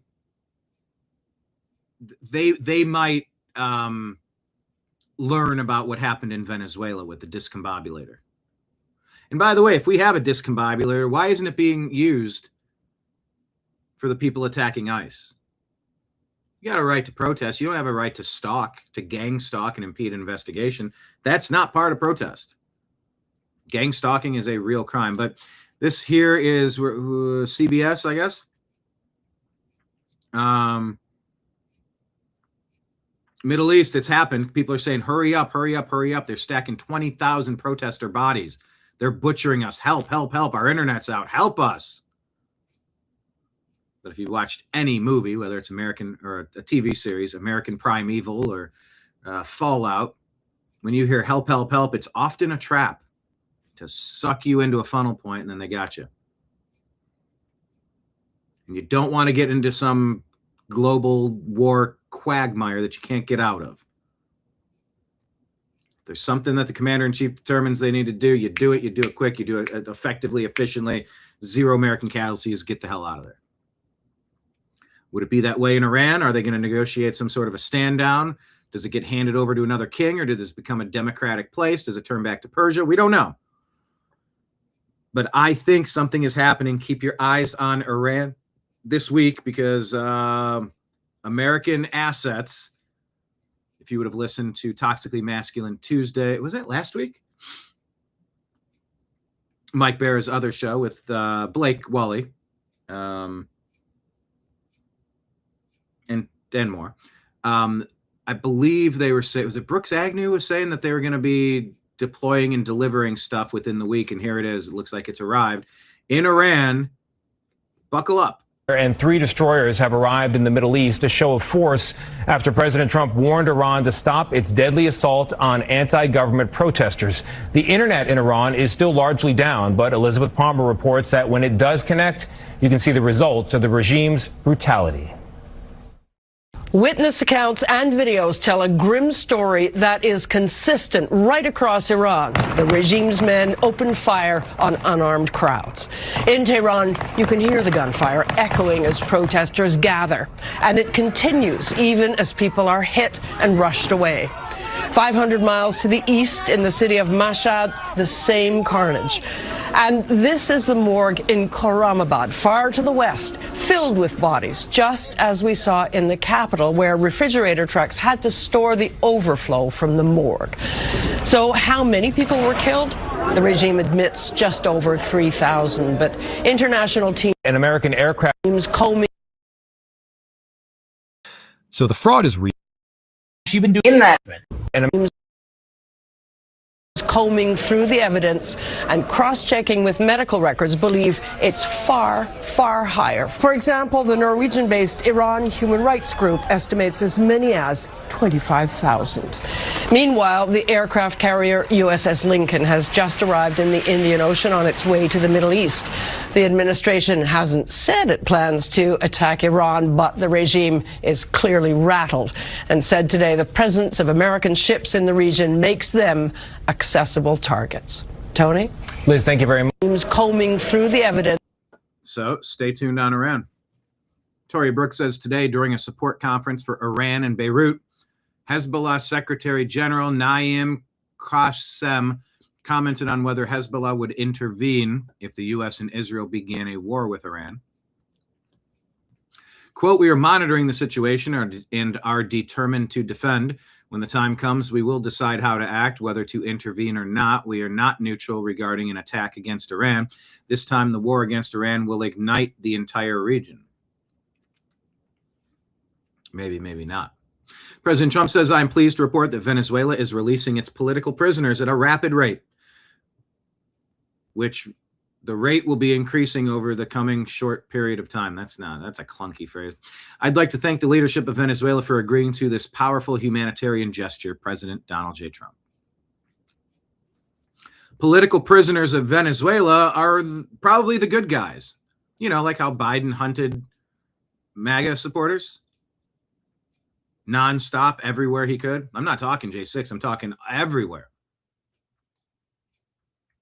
From Steve Bannon to Rudy Giuliani to the Mike Lindell to go down the laundry list. Peter Navarro, President Trump himself. I just hunted. So if the United States released their political prisoners after all this anti-MAGA stuff, a lot of good people would be released. President Trump wants you to know this about that, and he has been talking about this for a while. I've been a promoter. Actually, let me address David's comment first. He says the U.S. is probably going to hit Iran hard and fast also.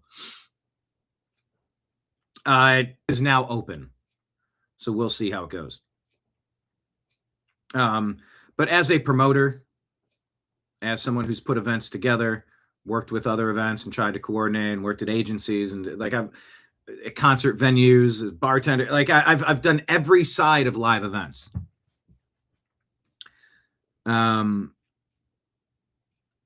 President Trump has been on the Trump Kennedy Center stuff for a long time. He's sort of been horrified with the waste, the fraud, the abuse, the deferred maintenance. And if there's one thing President Trump does, he improves properties. Let him cook. You hired the guy. He's a builder. Use his expertise. Let it go. Anything he does, you got to, I don't like it. Yeah, you're broken. I want Maha to work on ways to repair these broken people that just have so much hatred in their hearts. It's changed who they are as a person. Yes, I'm talking to you, the person who you know I'm talking. Well, if you felt like I was talking to you, then I'm talking to you. if you've changed and become really bitter and weird and militant and angry and leftist and I've always been this way. No, you haven't. No, you haven't. You've changed. Past year of Trump winning has broken you in a way that Trump winning in 2016 didn't. This is even weirder and angrier.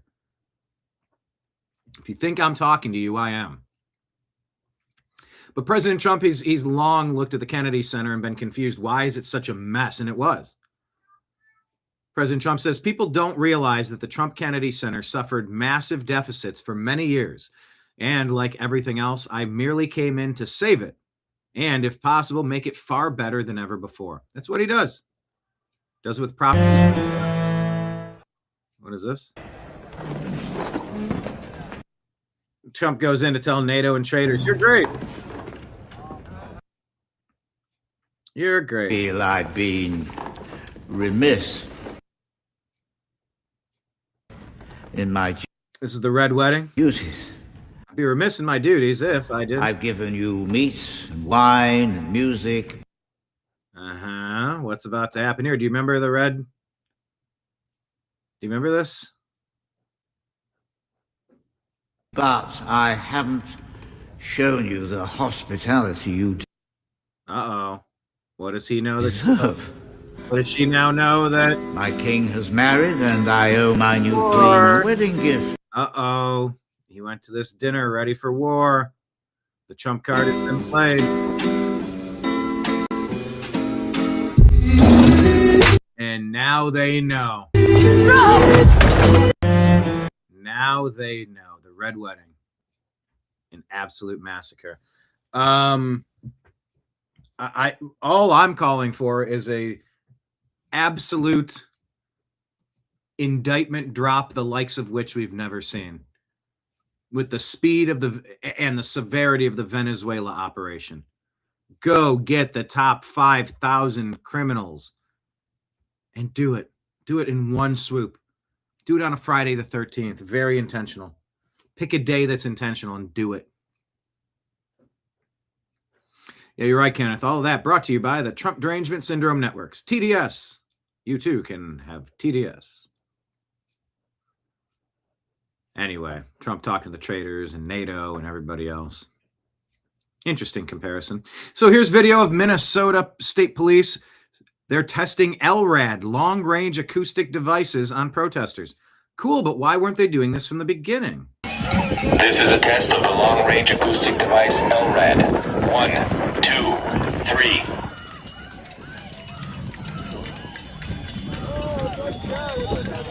This is a test of the long-range acoustic device LRAD.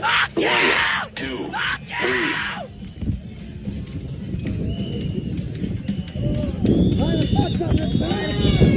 It's all you had to do from the beginning.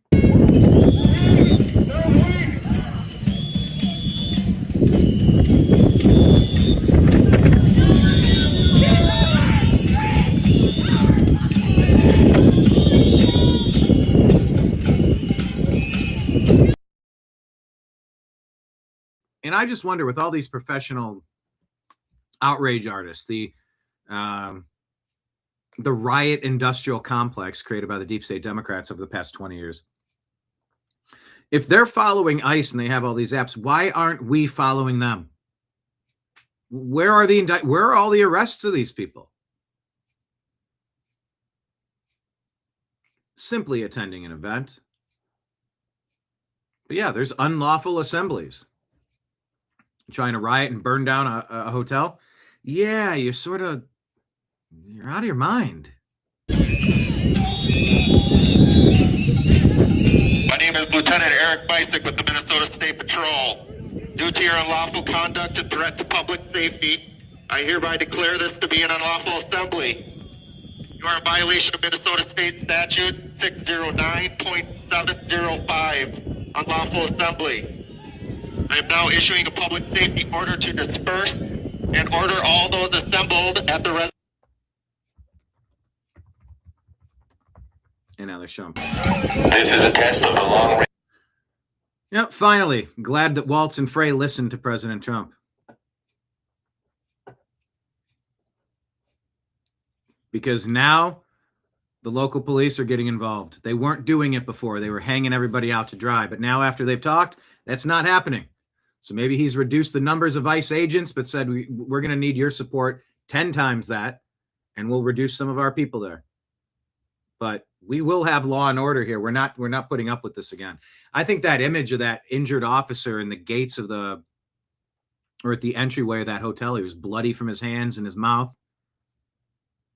That was maybe the most enduring image, most powerful image of this stupid mess. One guy against what did someone call him? A pack of hyenas. And he called out at one point, where are the police? They're actively being told not to help. Part of the mob. That makes you part of the mob. We can't have a repeat of COVID, the Summer of Love, George Floyd riots. We can't do it. We can't allow it. And all you got to do is send the people out there and make some arrests. That's all you got to do is give a shit. It doesn't have to be that way, and we don't have to live like this. Here's Mike Benz about what's going on. Bono links up with Jeffrey Sachs in the 90s and actually a little bit before that. Yeah, they got some music here. Development work. Now, Bono, of course, is U2. He's the front man. He's this international sex symbol at the time, and giant selling out stadiums. He did these big kind of USAID fundraiser concerts, Band Aid and Live Aid. The BBC later reported that of the $100 million raised for hunger relief in Somalia at Band Aid, 95 million of it went to CIA-backed warlords to buy guns. So this is like another one of these things where you think you're raising public awareness. That sort of is their plan. Raise public awareness. Do something good. We're going to have a California concert for the wildfires. Wasn't the story that none of that money made it to the people that needed it to rebuild their lives, or only 5%? Man, oh man, are they good at money laundering and scamming and pilfering off the top, isn't it? Performance art. The Clinton Global Initiative. Oh, we're here to help. Oh, you're here to help. Oh, God. So is Bono raising public awareness? And then what happened with that awareness? Oh, there's a hunger problem in Somalia. But there's also a civil war where you've got the CIA taking sides in that civil war. And these groups need weapons, logistics, supplies. And so when you've got USAID vans coming in that are said to be carrying medical supplies, or they're doing hunger relief, but you... Oh, we're back to USAID, one of the biggest money laundering scams in the history of Earth. Can't open that box because then the food will expire. It's very easy to hide guns in them. And so when you see these scandals where all this money is going not to make the world a better place and kumbaya and we're bringing food and medicine, but you're bringing guns, the money is being diverted for CIA covert action to actually kill people, not save people. Right. And this is the way things have been for a very long time, people. Whoop, I pressed that didn't. There we go. And so Bono was formally knighted by the British Crown, and he met with the UK ambassador after he helped put down the Irish revolt against the British Crown. Now that goes deep. Do you remember Sunday, Bloody Sunday? No more war. It's like, you look at it now, he's got the Ukraine emoji in his bio, and the whole thing is war against Russia. But no war against the British Crown. And I'm being knighted by the British Crown. I'm now Sir Bono because Sir Bono. Man, did I have a weird interaction with this guy. I helped put down that war. Bono links up with Jeffrey Sachs in the... Anyway, I found that to be interesting. Kenneth talking about the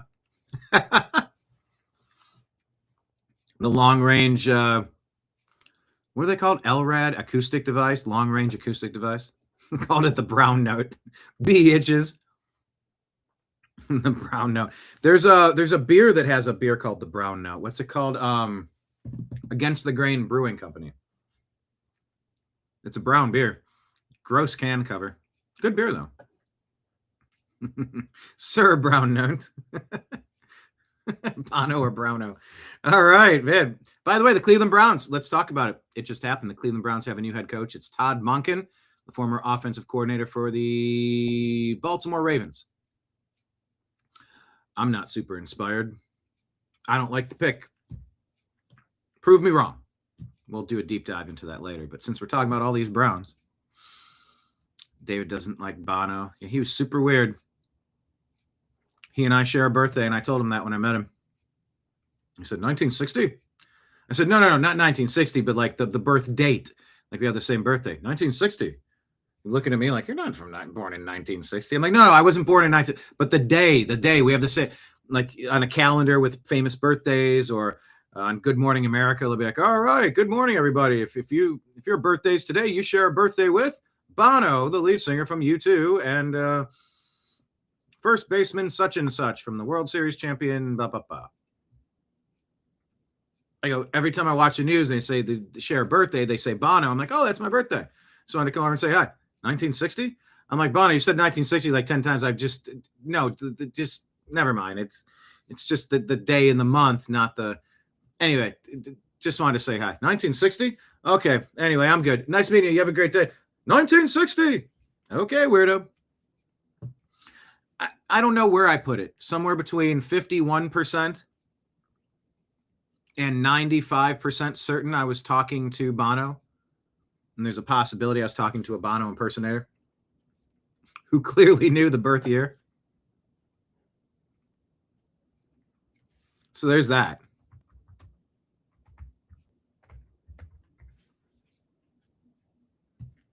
That was super strange. And 1960 was, in fact, the year. I just looked it up now. He is 65.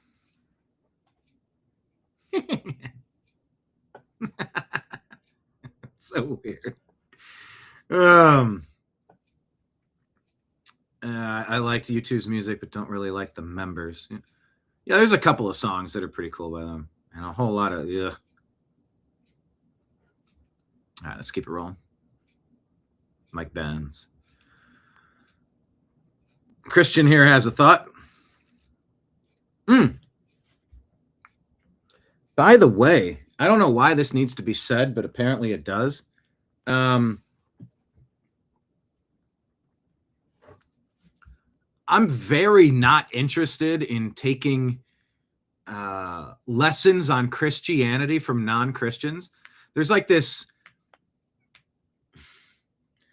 very holier than thou, very pious, very snooty, very know-it-all, very cocky subgenre of videos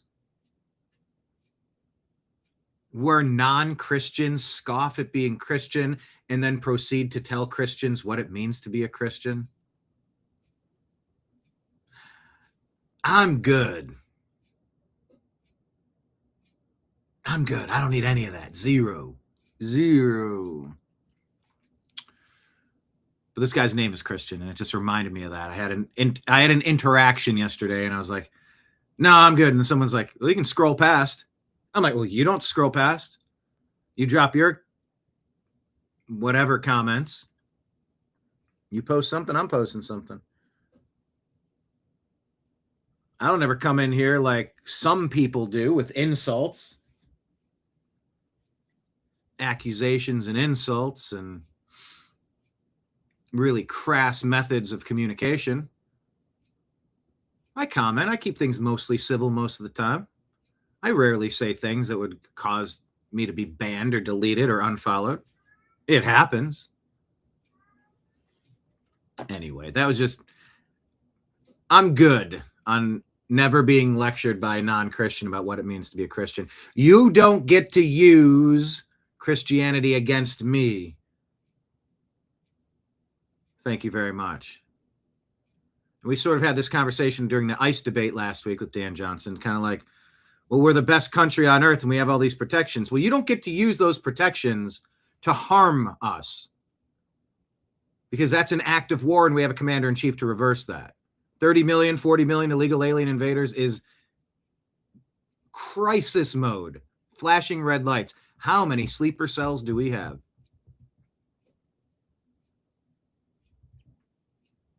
You don't get to use the fact that we're the best country on earth against us to weaken us and destroy us and fundamentally transform us and overthrow us permanently. Where I'm not letting you use that against me. Nope. Yeah, well, we have protections. We're also allowed to defend ourselves in a time of war, and that's exactly what the Democrats did. Okay. Christian Hines says 2 people are dead and a third has been injured over the last 3 weeks in Minnesota alone, Minneapolis alone, because leftists cannot accept the idea that the other side gets a say in how this country is governed, even when they lose an election. It sort of seems like they're kind of missing that point. They genuinely believe, says Christian Hines, that they can just do whatever they want. And if they engage in enough moral outrage and petulant acts of violence, they can force their desired outcome as a fait accompli. The, quote, very dangerous for our democracy, end quote, crowd equates literal mob violence to democracy and have constructed a metaphysics where they get to always be in charge because they're always on the right side of history. How can you share a country with these people? How can we possibly maintain a liberal democratic order with one side that refuses to accept the legitimacy of the other? We can't. We can't.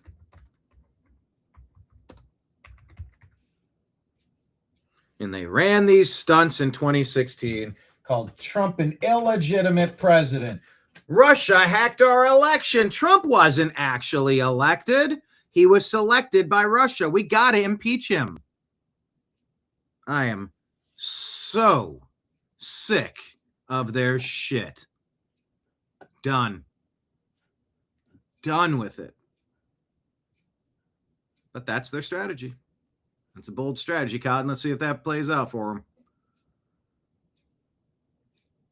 President Trump has thoughts on these people, these paid agitators, these zealots, these radicalized people who have been exploited to do really bad things in America.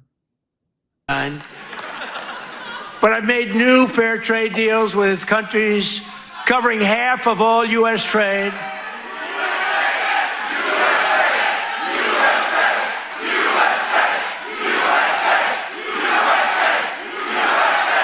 You do know they're paid agitators, right? They're paid. They get paid. You know, do you ever see their signs? You know, we used to have protests and you'd have guys make you a sign in a basement. These are all paid agitators. That's all they are. They get paid to go, and they don't even know what, when they interview them, why are you here? I don't know. They have no idea. They're paid insurrectionists, really, in some cases. They're sickos. But I've made new fair trade deals with countries. And he moves on. I mean, where the oh, here we go. 4th term for Trump. That was a quick one. After a rigged election, we had a rigged election. I said, do we do it again? And I said, I think we better do it again. Not too many people who would have said that. But we did so well the second time, I said, well, we won twice, we got to do it a third time. Should we do it a 4th time? 4. Oh, yeah. 4 victories. We got the right team over there. The right team over there. That would be easy for you. That wouldn't even be work. It would be easy. 4th term would be easy, especially if you pass the SAVE Act. You'll see 80% of the country telling the 20%, sit down, shut up. We are not a 50-50 country. This is not close. Lake Leon says he would have my vote for the 5th time. Ooh, I like that. How about a Gitmo 2 in Greenland? Ooh, yeah.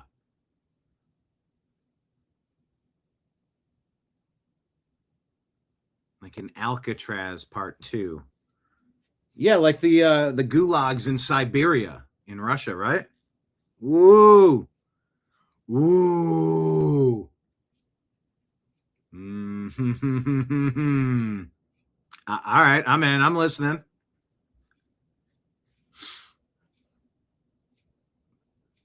Lake Leon says the left and corrupt media pushed these people to this point. Yeah, they are exploiting people like bum fights. It's exactly what they're doing. David says maybe some of these crazy people, maybe they should just move to another part of the U.S., like Greenland. Helpless in Greenland. I mean, if we can pass the SAVE Act, can't we pass? Here's the part I don't understand. If we have term limits for the president, but not Congress, why? So if we're not going to have it for Congress, why do we have it for the president? I would take another term, President Trump. I guess that's a law against that, right? In our founding docs. So we need to make a constitutional amendment to undo that.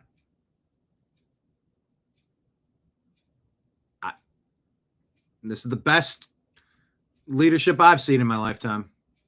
There are people that would hear me say something like that and think I'm a lunatic because all they get is the rage bait from their side. Maybe people like Nick who say that I only get my information from the right side. Well, I question if he gets any information from the right side, the correct side, or the libertarian, conservative, Republican, MAGA side.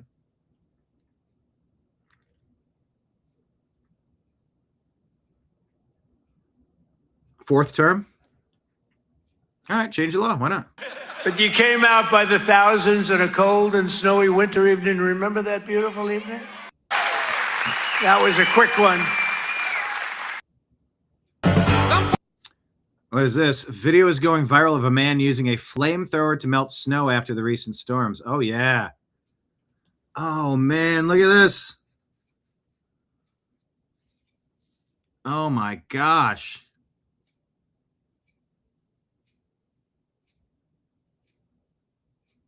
Oh, would you look at that? Oh, I need to get a flamethrower.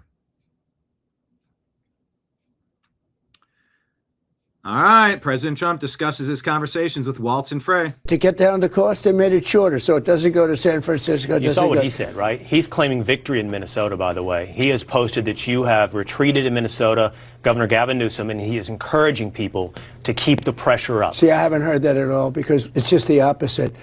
I was called by the governor yesterday. I was called by the mayor yesterday. How do we do something? Please, how do we do something? I think it's bad for them. I don't think it's bad for us. I think it's bad for them. Yeah, you'll have to see what But it's not a question of retreat. We want safe cities. Yeah. Whether it's if we, I can tell by the way he probably made him an offer. Look, I'll pull back some of the intensity of this, but you got to work with us and stop people from interfering. We need to do this, and you must hand over the criminals as you find them. You got to empty out your prisons of all these dirtbags. Like, you got to do it now. Here's what I'll do for you. I'm sure something was floated that their numbers will be reduced. And you know what? He just wants safe cities. That's all I want, safe cities. Like Leon says, Brian is my cult leader. Yeah, what's the one? Libertarians plotting to take over the world and leave you alone. Yeah, I'm not against doing things. You just do things. That's life. It's a video game. You just do things. I'm not against doing things. I'm not a traditional libertarian, not traditional conservative, not traditional Republican. I'm whatever. I do things as I feel they need to be done. Maybe I would function best as a benevolent dictator. I don't know. But I know there were areas of my life where I got to participate in government and I got to help out a neighborhood that I cared deeply for. A decade and a half I worked to improve that place. And we improved it. We gathered resources and funds and we fixed things. We repaired things. We brightened things. We made things safer, cleaner, nicer, more respectable. I think that's how I would govern. Common sense kind of way. Brian is my cult leader. Only between 12 and 3. All right. So what is that? I get 1/8 of your day. I'm the cult leader of your life for 1/8 of a day. That should be our new ad campaign. Tune in so our cult leader, Brian, can steer your day. 1/8 of each day. I'm in a group thread where it sort of reverts back to, well, because Brian said so. And that is kind of how I view things. Like, yeah, because I said so. And I say so for a myriad of reasons, but ultimately when I make that decision, I've reached the conclusion. I think I would be an awesome benevolent dictator, by the way. Because I only want to help. I only want to make this place awesome, and I don't want to steal from people, and I don't want to harm people, and I don't want bad people doing bad things to good people. If that makes me bad, then I think y'all might be crazy. Anyway, but the way he's describing it here, it's almost like, yeah, he said, I'll do this if you do that, and they said, fine. But he doesn't want it spun against him like he's giving up. He's trying to frame it like they're giving up, but if he does that, then they're going to entrench themselves and push back. Ronald Reagan has a very famous quote. Well, at least famous to me, and I hope I don't butcher it or misquote it too badly. Like when Dan said judges last week and I said lawyers, and he flipped out on me. I'm like, I misspoke. I don't know. Never intentionally trying to misinterpret anybody. Reagan said, there's no limit to what you can accomplish as long as you don't care who gets the credit. So now you're in this back and forth where like neither side can say that they settled, but Trump's negotiating with Zelensky and Putin. Nobody can give up. We get it. It's a pissing contest. You can't give up. I mean, Zelensky is kidnapping people off the streets to send them into the meat grinder. So desperate to keep going. Declares you can't have elections in our country anymore. Going full dictator. Because he got egged on by Biden, Obama, Harris, Victoria Nuland, etc. to start this crap, to start putting all their weapons up against the Russian border, to be a NATO puppet. Violating a pretty clear line in the sand where Putin said, no, I'm never going to accept this. And he's too prideful to just resolve it and move on. Oh, no, see, if they resolve it, Russia's going to take over everything. Yeah, I don't think that's a thing. Because if there's a round two to any of this, then Russia's just going to get it. And everybody knows that. There's too much pride to resolve to bring in the peace. Lake Leon is nominating Brian as pro tem dictator of Greenland. Oh, yeah. I am in. I would so love to build a new community. Oh, would that be fun? Now, I don't mean I'd love to burn down the Pacific Palisades so that I can rebuild it in my graven image. Gavin. American Psycho Newsom. Or like Maui. Or like wiping the slate clean like Hurricane Helene. But here's what I'm saying. If you have vast swaths of nothingness, I would love to put some safe, reliable transportation outside of the existing city center into the middle of nowhere and build a super cool community. Imagine if it was like a 15-minute city, but it wasn't all like a power grid, a power control complex where like you're living in a prison. But like, why wouldn't you want to be able to walk to the pub or to the restaurant or to the grocery store, the places people need to go, the post office, whatever you need? Why wouldn't you want that? Oh, I would love to build a new community as the, what did you call it? Pro tem dictator of Greenland. Man, I put my hat in the ring. I am in. Yeah, David says Russia is on the board of peace, and that should say something. Yeah, I think Russia says they want to pay the $1 billion entrance fee by the money that's currently confiscated from not tariffs, from sanctions or something. So he wants to reapportion that. It's just a lot of clever moving around the, follow the ball. Whoop, which one? Nope. Nope. Follow the bouncing ball. Brainland. Brianland. I'm in. Anyway, I think some sort of arrangement has been made here. We took a lot of the crime out of there. We want safe cities and states. We want a safe country. And again, we just got a report done by Democrats that the country is the safest ever recorded right now. Right. Along with a secure border. And what they did to get down the cost, they made it shorter. So yeah, along with the secure border.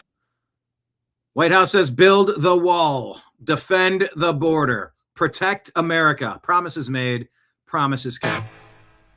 Can't play music. But here they go. The wall's going up.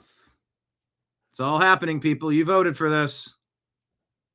Finally, going to stop being abused by the cartels, the human traffickers, the smugglers, the professional con men, the violent cartels, the invaders, the abusers, the manipulators, the exploiters. Yeah, this is a move against exploitation. It's a move against exploitation. Disclosed TV says, just in, Virginia judge rules that the proposed constitutional amendment allowing Democrats to redraw the state congressional maps is illegal. Oh, looky, looky, looky there. Can't do that. Oh, let's check in on Cuba. You talking about Cuba? well, we're going to see what happens with Cuba. I don't know. Anybody interested in Cuba in this room? Not too many people. This is not a Cuba room, but that's all right. There are plenty of them around, especially in Miami. And Cuba will be failing pretty soon. Cuba is really a nation that's very close to failing. You know, they got their money from Venezuela. So now he's choking the money from Venezuela out from Cuba, and they're about ready to topple. He's just lightly squeezing, and just follow the light, and you're gone. You got the oil from Venezuela. They're not getting that anymore. You were talking about the polls earlier. Clearly, you're president. Well, we're going to see what happens. The entire President Trump speaking on the most recent thing. entire country is talking about what happened this past weekend in Minnesota. We'll get to that in a second. I have got the comment up on the screen. David saying, Brain, can it please be someplace warm? Look, I would put a bubble dome over a city, at least a big part of it, and you'd grow food there 24/7. Massive greenhouse facilities. So there would be warm places, greenhouse type places. Oh, absolutely. Bubble dome, greenhouses would be a big part of the interconnected cityscape. I would install heaters everywhere. He himself would cause global warming. Well, I don't know about that. Like Leon says, I knew Cuba would be next. Do it, do it, do it. Do it, do it, do it. All right. Well, here's Trump on the chaos of the last week. You've already spoken about it. Everyone watching has seen the video. Everyone has an opinion. I'm curious what you thought when you first saw that video. Well, I think the whole thing is terrible. I don't like the fact that he was carrying a gun that was fully loaded and he had 2 magazines with him, and it's pretty unusual. But, you know... Hold on, Trump. There's nothing wrong with that. Got to get this messaging right. Nobody knows when they saw the gun, how they saw the gun, everything. The entire country... No, okay, I just kind of cut that off. It's not good messaging coming out that way. This feels like a little bit better messaging, at least much more helpful than what the Democrats are giving you. I'm a black man in America, right? I walk around with a 19 on my hip, a cig in my glove compartment, and an AR-15 in my 2020 Honda Accord daily, right? And you know what I don't do with those things? I don't go and impede law enforcement carrying out their duties. You know what I do? I mind my business. That's all I do. I go out there, I drink water, I get money, and I mind my business. You know my favorite saying, right? And for some reason, I'm able to survive. Every single day, I'm able to come home, run my kids a bath, tuck them in, and continue to do my thing. No harm comes to me, no harm comes to my family. I also have a 12 gauge pump, away from the kids, of course, because, you know, you got to be a responsible pew pew owner, okay? And no harm comes to me and my family because I mind my business. I let the law do the law things. If I have beef, I petition my lawmakers. I don't go and take it out on law enforcement who are also citizens and Americans like me. And for some reason, I'm still here. There's a lesson in that. Heed the lesson. It's a learnable thing. Did you see Louisville Metro? Pretty funny. So the social media team were called into HR after their tweets went viral. I find it pretty funny. Yeah, check this out.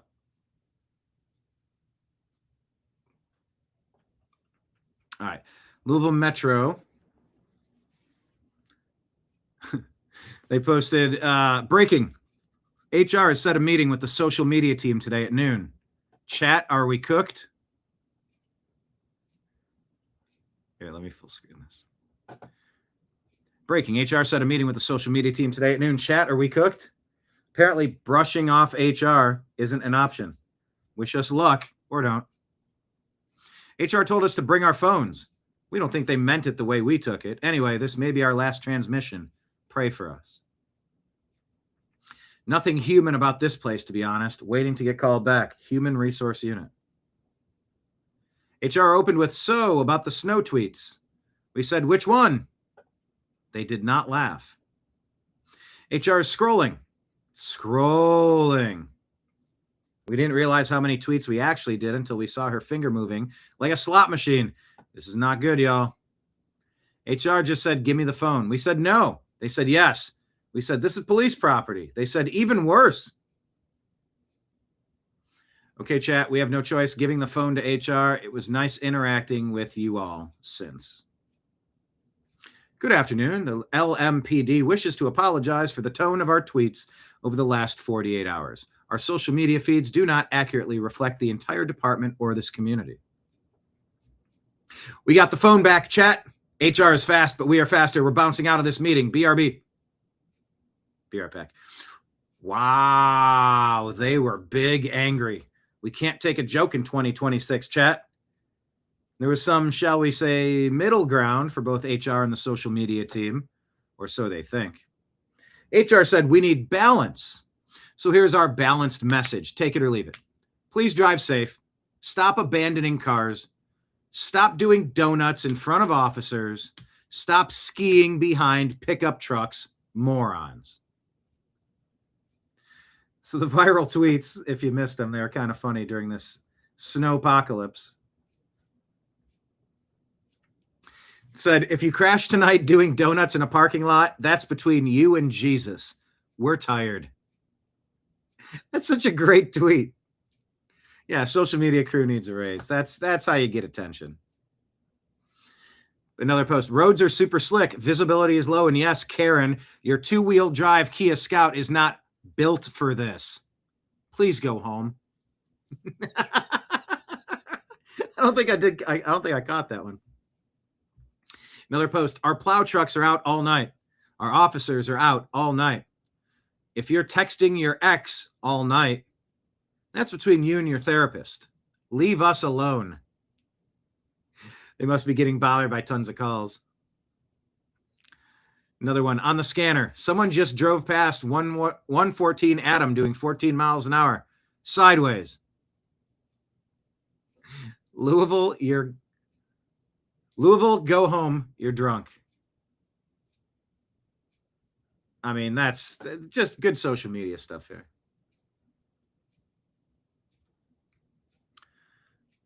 Jake Monroe. I don't know where this guy came from. I don't know why he dresses up or whatever, but doing his podcast, I think this is kind of interesting about establishment and anti-establishment.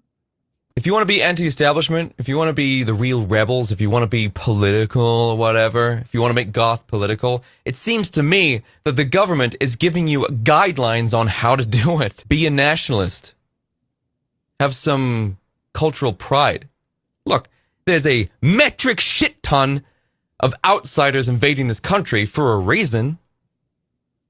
Is it because everything here was really great and nice and cool? Probably why. It's probably why they're here. Sounds like we had a lot to be proud of. It's the kind of thing that you look at back in the 50s or 60s and you see society, safe, prosperous British nation, and you think, yeah, a couple million Somalians would probably ruin this.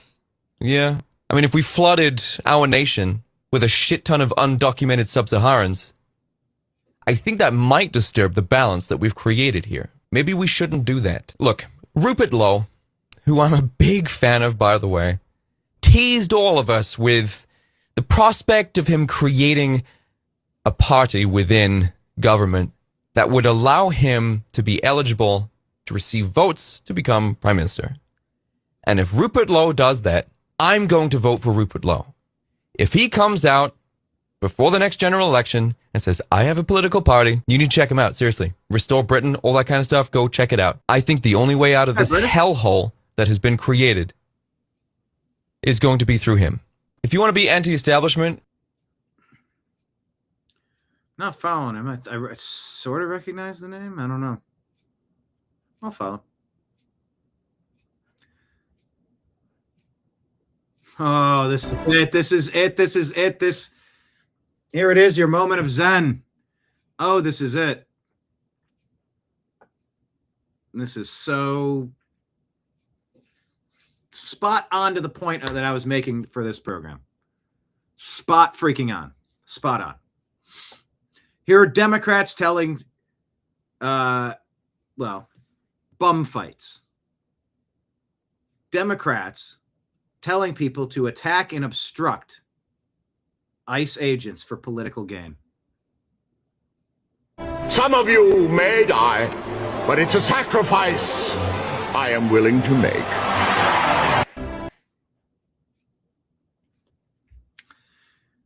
Some of you may die, but that's a sacrifice I'm willing to make. Art imitating life. Some of you may die, but it's a sacrifice I am willing to make. I love that look from his eyes where he just kind of looks up really mean. I don't know if I can... Some of you may die, but it's a sacrifice I am willing to make. There it is, going, with a quick darting eye. That sums up the point that I was making. That's what the Democrats are up to. Encouraging their people to expire. Democrats should be ashamed of how they are encouraging people to make series of terrible decisions, is what we wrote. Hey, anyone else find it weird that ICE is operating in dozens of states, but it only gets violent in the ones where we just uncovered $1 billion fraud ring with probable links to the governor?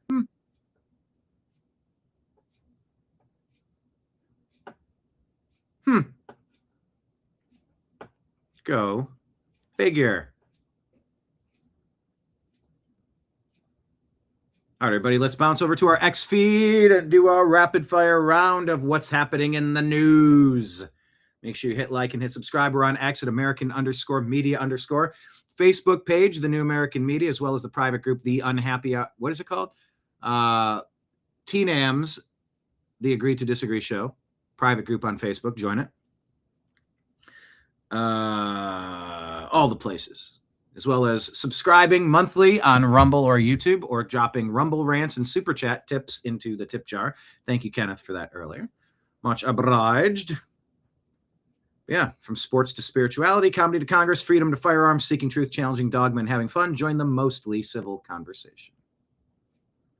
Of course, our Patreon link is pinned right here. You can sign up to be a $10 monthly member, or $100 or $1,000 monthly. It's all appreciated. All appreciated.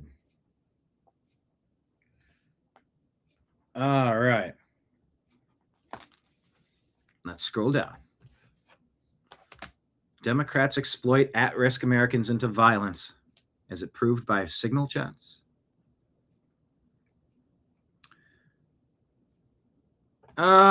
Concern about Minneapolis. Nick Sorter reporting this. Not sure how true it is. One of the stories that I've unfortunately been hearing this morning is that Border Patrol agents have now been given new orders not to, for example, if they were to run a license plate and it comes back as that person is an illegal that Border Patrol was forced to let into the country under Joe Biden, they are no longer allowed to arrest that person. And is this the even though first they time? know for a fact that's illegal? Is this new information that you're just bringing to light right now? That these new Yes. orders? Okay.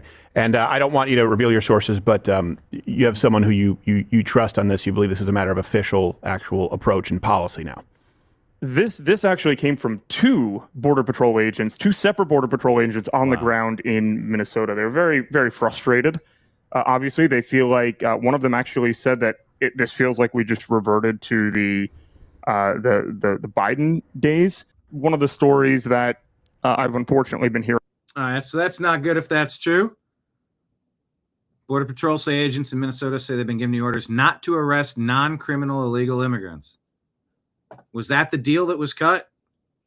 If they don't have active criminal stuff, you can't deport them. They still broke into the country. That is criminal to be in the country illegally. You're not allowed to be in the movie theater without a ticket. You can't be on the train without a ticket. You can't be in the park without a pass. You can't be in the nightclub without a wristband. These are illegal acts. So is that the deal that was cut? And if it was, is that only the temporary deal that they're going to get through stage one with? And then they're going to go after the treason of Tim Waltz and Jacob Frey and Ilhan Omar and the rest. We'll see. Glenn Beck has some thoughts here about Minneapolis, or Minnesota rather. Are they retreating? When I first saw this story yesterday, what he was doing, I thought, is he waving the white flag? What is he doing? What is he doing? Is this all about the election and getting reelected and he's got to make nicey nice? And I don't think it is. I don't. It is if you are reacting emotionally, and I want to say this.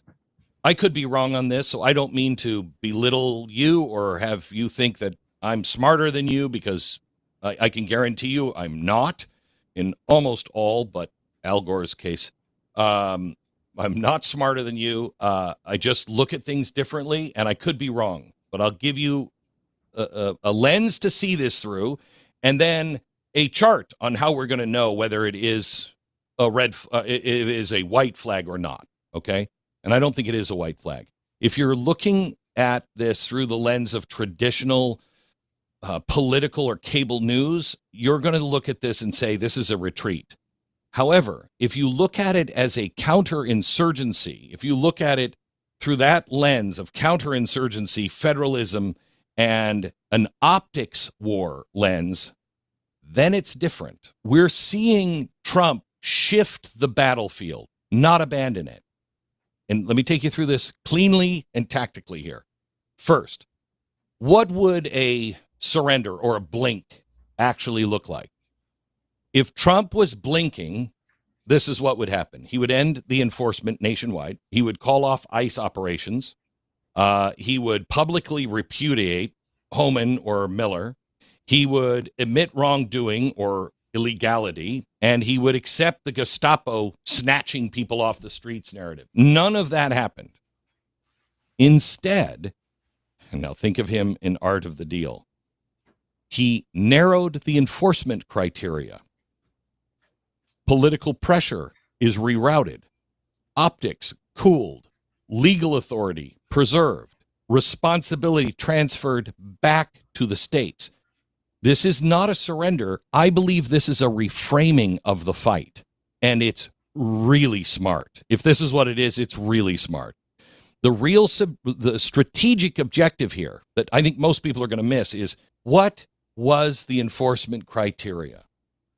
Was it to go scoop up every illegal on the streets? Was it? Was it to send everybody who came here, to send them home? Is that what ICE was doing? Because it wasn't. Because I remember when he said it, I'm like, what?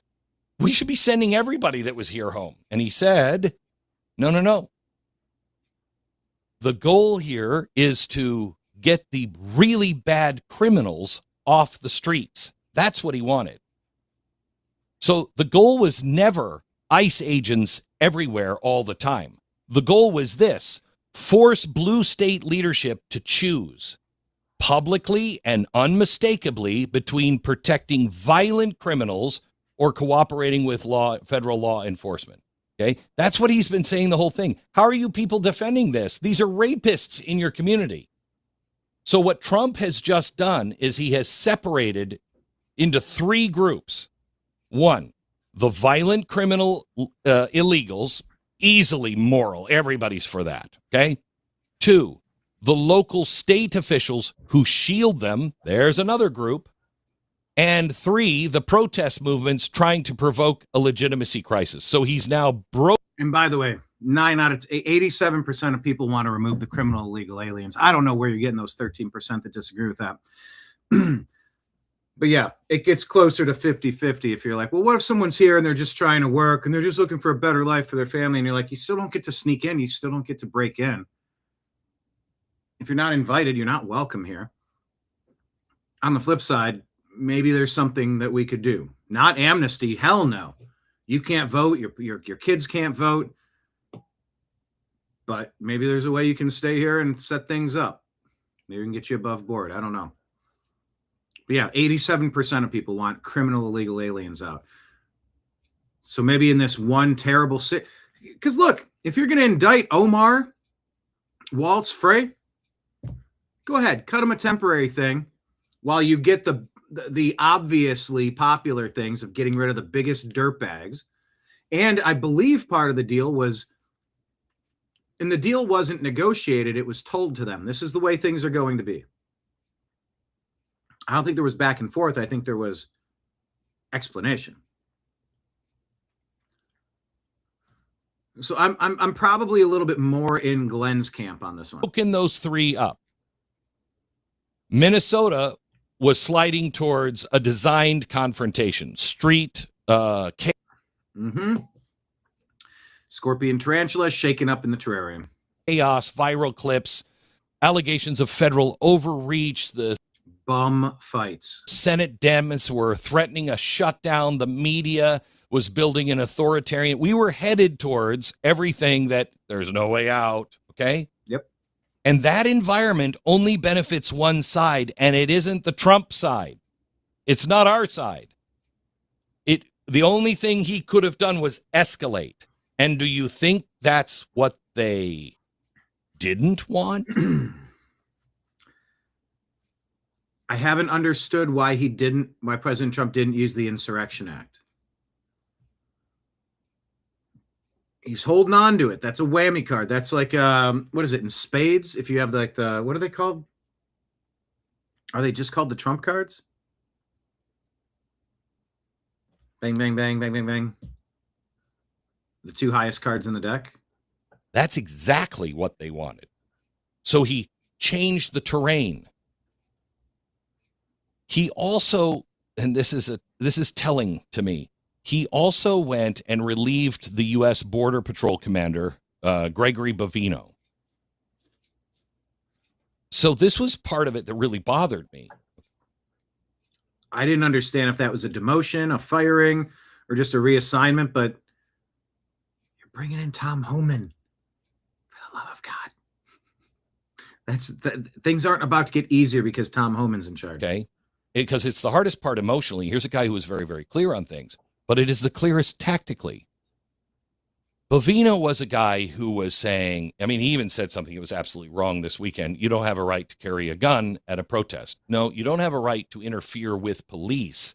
Once you engage with police and you're carrying a gun. Once again, I think they're referring to the fact that Minnesota allegedly has a law in the books that says you can't have a gun at a protest. I think that's what they're talking about. Not that it's Trump's opinion or Kash Patel's opinion, but saying that's what Minneapolis said. I think that's what they're talking about. Then that's a different story.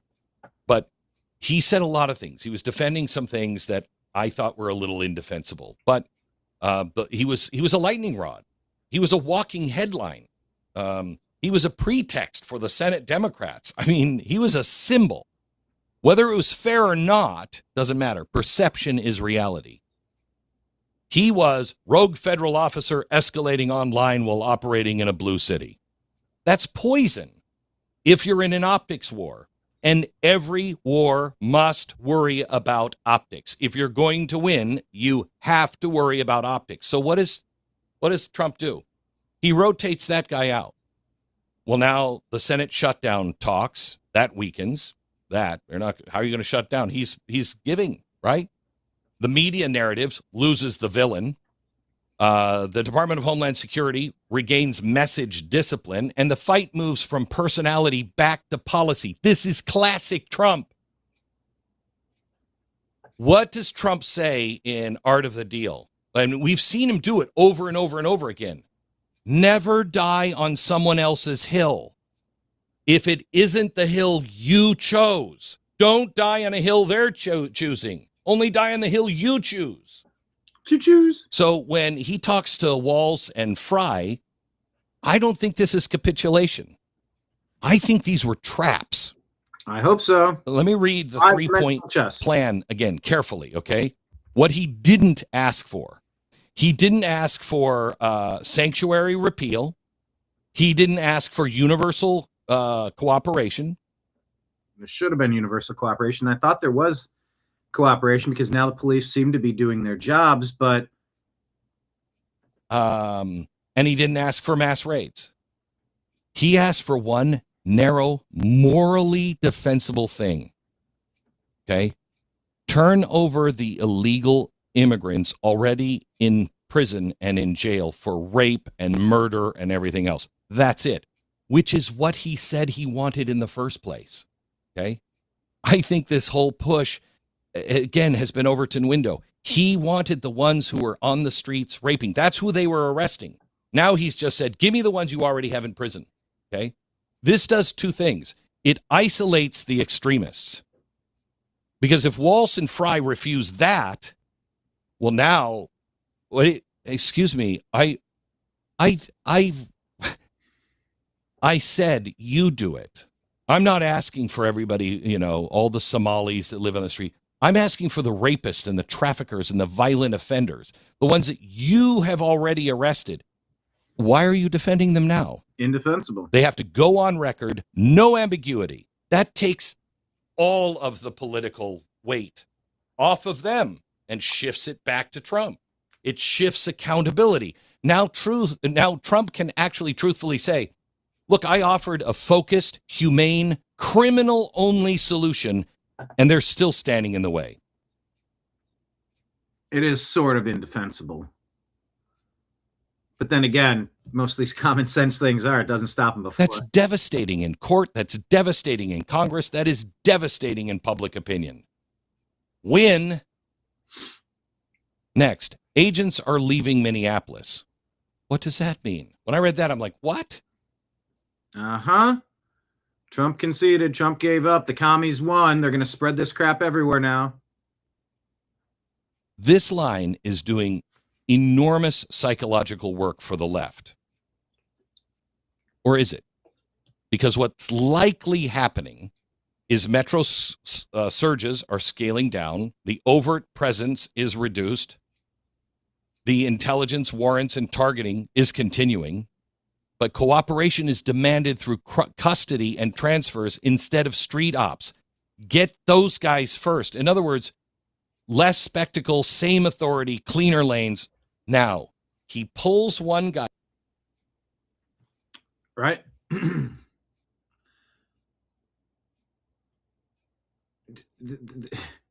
It should be the easiest thing in the world to grab illegal alien criminals in jails.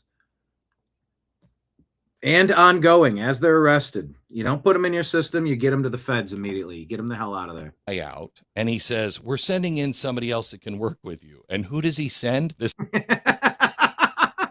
is the part you go, well, it's not like they sent in Mayor Pete. Oh, I'm back from maternity leave. How are we doing? How are we doing over here? You're not sending in borders are Kamala Harris. No. You get Tom freaking Homan. You get the biggest pit bull on earth. Biggest pit bull on earth. This is the real tell. Tom Homan? Yeah. If this was a retreat or a white flag, Homan would not be the guy who is being sent in.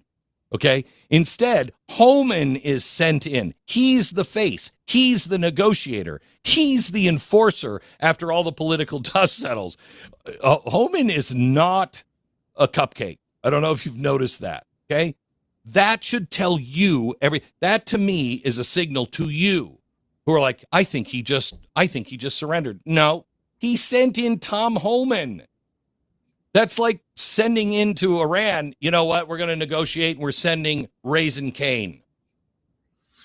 Yeah. Homan's role is just really simple. You don't have to like us. Just hand over the criminals. I'm just here to get the criminals you already have. Just hand them over. And if Minnesota complies, Trump wins quietly. Yep. If Minnesota refuses, Trump wins loudly. That's not blinking. That's checkmate positioning. No, that's not Anthony Blinken. He's talking about. And here's a deeper play. They're denying the left a legitimacy crisis. The left wants and needs images of federal agents versus crowds of civilians. Yeah. They're pleading for a George Floyd Crispus Attucks moment. They need that video. They need that image. Okay? They need claims of unconstitutional mass arrest. They're not happening. You know it's not happening. But does the world know that? Does America need that?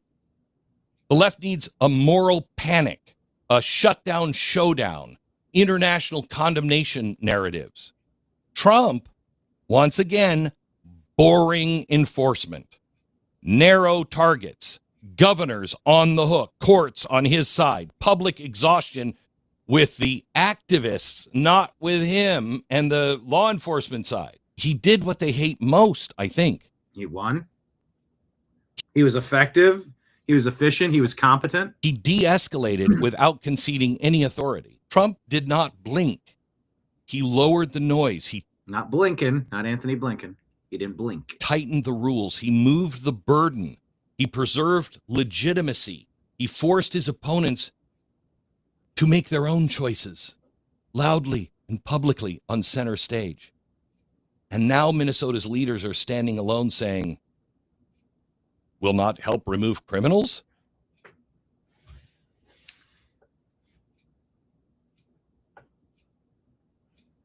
So there you go.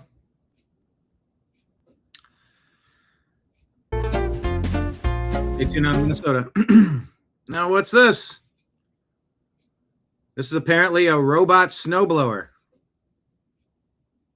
in a very nice house with a very big garage.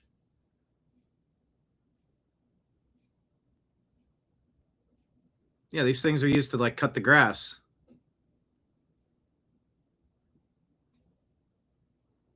What a great idea. I anticipate more of these things coming soon. Maybe there'll be a fleet of these.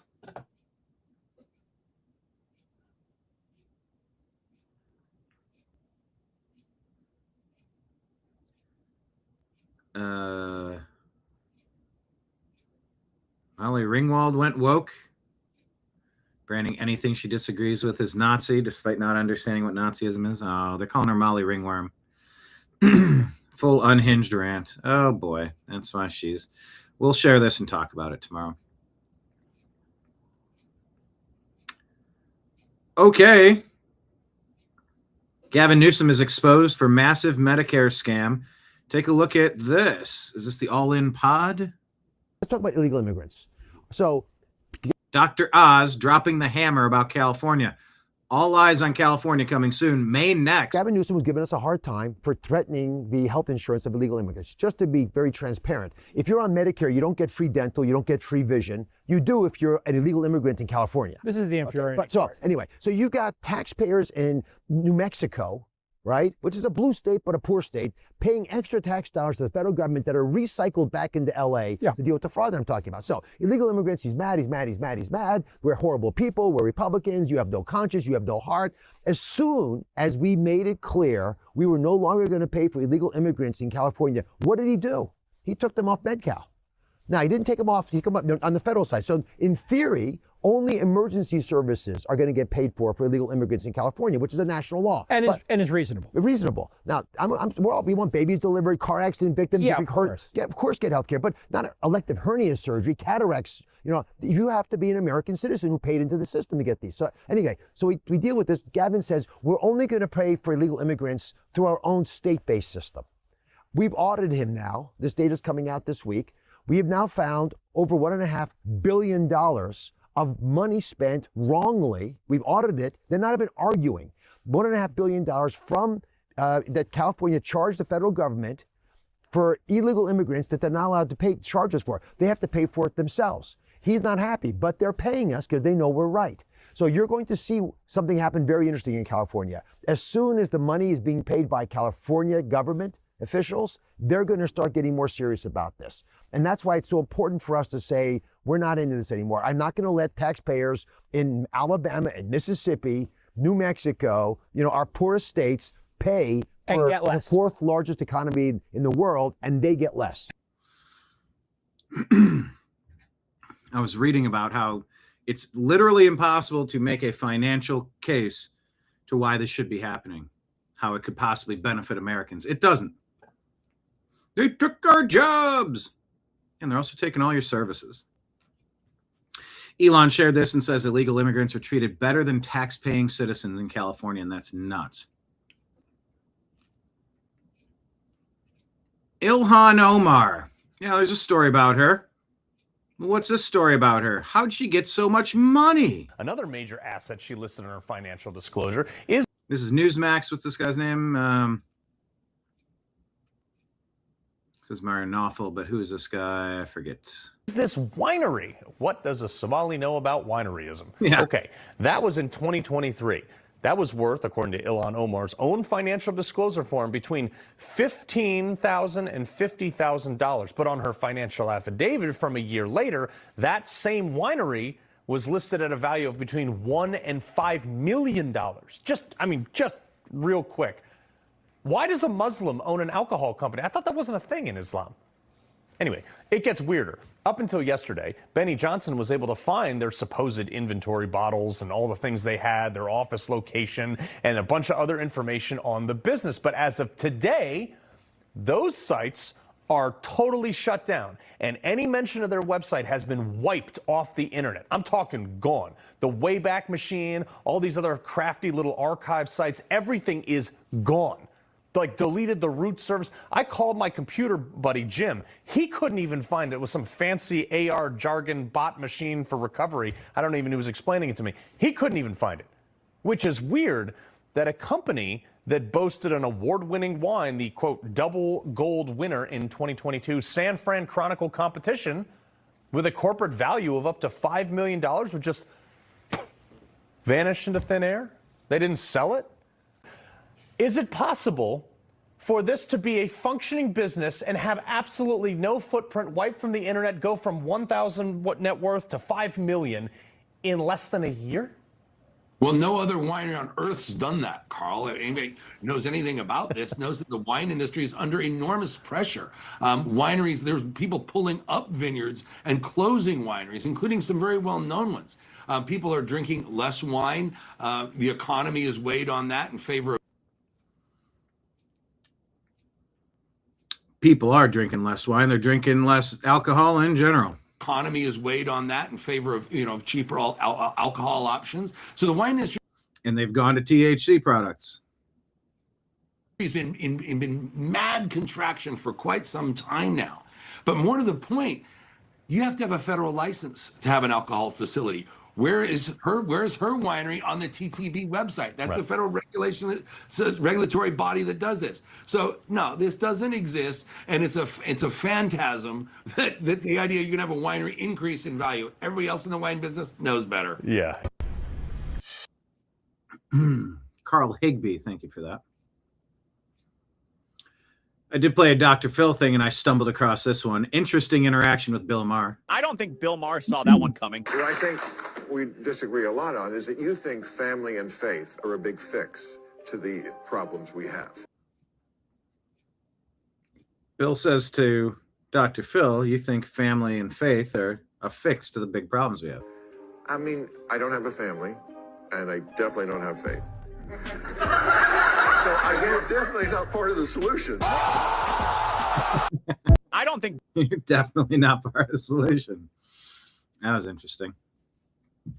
So this Ned is in the news. National Endowment for Democracy. Do you know that Representative Joaquin Castro, who sued Trump in 2017, voted to impeach Trump twice in 19 and 21, supported Trump's prosecution in 23, and used his House seat to pressure social media to censor speech? He is right now, as we speak, on the board of directors at Ned. Mike Benn saying, why are they getting paid? Rachel Kleinfeld publicly led the charge to arrest Trump, mass arrest Trump supporters, bankrupt pro-Trump conservative news organizations with lawfare, coerce social media to censor your speech, is right now, as we speak, on the board of directors at Ned. Why did Ned get funded? General Mike Flynn says GOP is absolutely pathetic. Trump needs to stop endorsing people who hate him and hate America. Here's a report about how Texas is handling their immigration. January 1st, the date of a new era of cooperation with federal immigration authorities. It has become mandatory in the Lone Star State. Under provisions of Senate Bill 8, sheriff's offices in every Texas county must allow... Must. The key word must, not may, must. Texas County must allow trained deputies to determine whether inmates are living here illegally. Panel, the measure provides state dollars to fund the local officers involved with immigration status evaluation. All right, sheriffs have until December 31st to sign a formal agreement with the feds or face legal action from the Texas Attorney General. Well, good. That's how you do it. That's how it's supposed to be done. Of course, Cleveland Browns released some orange smoke at the top of their facility as they selected their new head coach. Just a joke. It's this guy, Todd Monken. With an offense so frustrating, well, there's a lot of problems with Lamar Jackson in Baltimore. New head coach. Ugh. All right, Anna Paulina Luna doing the proper work here. Congresswoman, I know you guys are investigating some of the funding behind this stuff, and I know Kash Patel is. What can you tell us? Look, recently we had, and I actually had. How do you find the people who are encouraging, financing bum fights? Bum fights. Where's the financing for bum fights coming from? Had made the motion to send a subpoena. It was passed bipartisan from House Oversight for Neville Singham for his refusal to come before Congress and accept receipt of our invitation to talk about the funding that he's been launching against the American people that are largely contributing to some of these violent protests. But to be clear, Jesse, this is only benefiting China. Neville Singham has been funding these communist and socialist groups. He's a self-proclaimed Leninist and Marxist. And he, again, is refusing to come into the United States. We've even sent myself and Chairman Comer a letter to the Treasury Department asking them to freeze his assets, of which we will be following up when we get back to Washington. And I also heard, Jesse, that even though we are trying to serve him in an effort to bring him into Congress to testify, that he's been quietly sneaking in and out of this country. And so, yes, if you're looking for who's funding these, it is him, and the Treasury Department does have the authority to freeze his assets. All right, so when he flies into the country and then flies back to Beijing, we don't have any notice, the CIA doesn't have, or the DOJ doesn't have any notice what flight he's on, if it's private, what airport he's landing at. We can't serve him when he lands? I think that they could get that information, but that would require them to open up a criminal investigation. But again, I think that they have grounds to do so. I've also sent letters to the Department of Justice to try to hit him with a FARA violation because he's not a registered foreign agent for China. But again, that would require a criminal aspect. But either which way, he's not receiving, and he will not, in my opinion, accept receipt of the subpoena, which means we'll be able to hold him in contempt of Congress. So that would then initiate the criminal proceedings.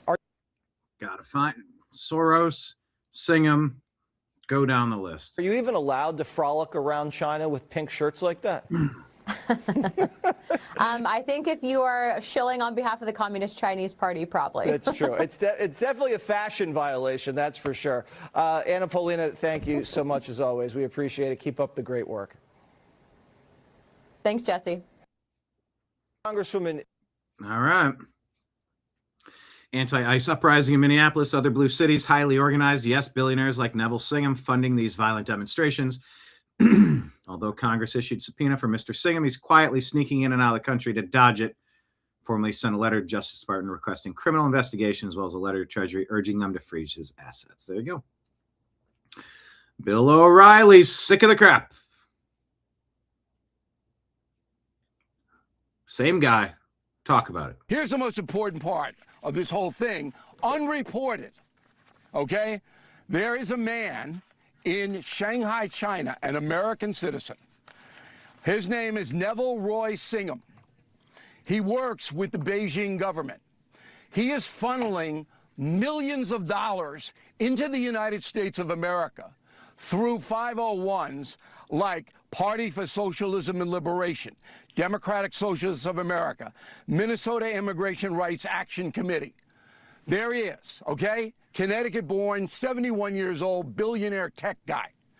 He is funneling money here to these radical organizations who are then agitating professional people, communists mostly, because Singham's a communist, all right, to go in and foster rebellion.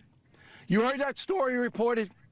That is absolutely true. The man has been investigated by the FBI in the past, this Singham character, okay? This isn't some organic thing. This is a foreign power, Beijing, using this American citizen who lives openly in Shanghai in luxury, knowing that this man is funneling tens of millions, probably more, into this country to try to destroy the government. What the deuce is that? Where are you, New York Times? All right? That's the second part of the story. There's a local federal story, and there's the international story. And I've had it. You don't like what I'm saying? Blank you, because I'm telling you the truth. What the deuce? He said, what the deuce? It sure seems like they're starting to circle the ships. They're starting to kind of narrow down who they think some of the ringleaders are. We shall see.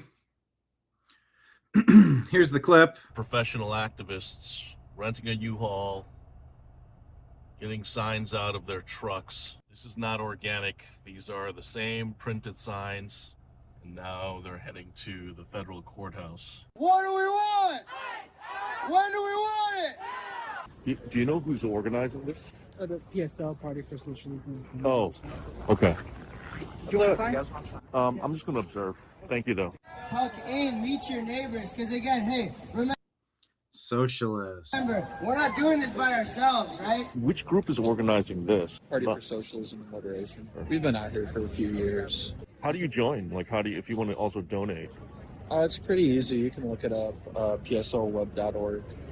Got it. Is there like a Minnesota or Minneapolis chapter? Twin Cities. Twin Cities. So, okay. So people can simply just donate and goes to signs and whatever out here to protest. Okay. If we don't get it, if we don't get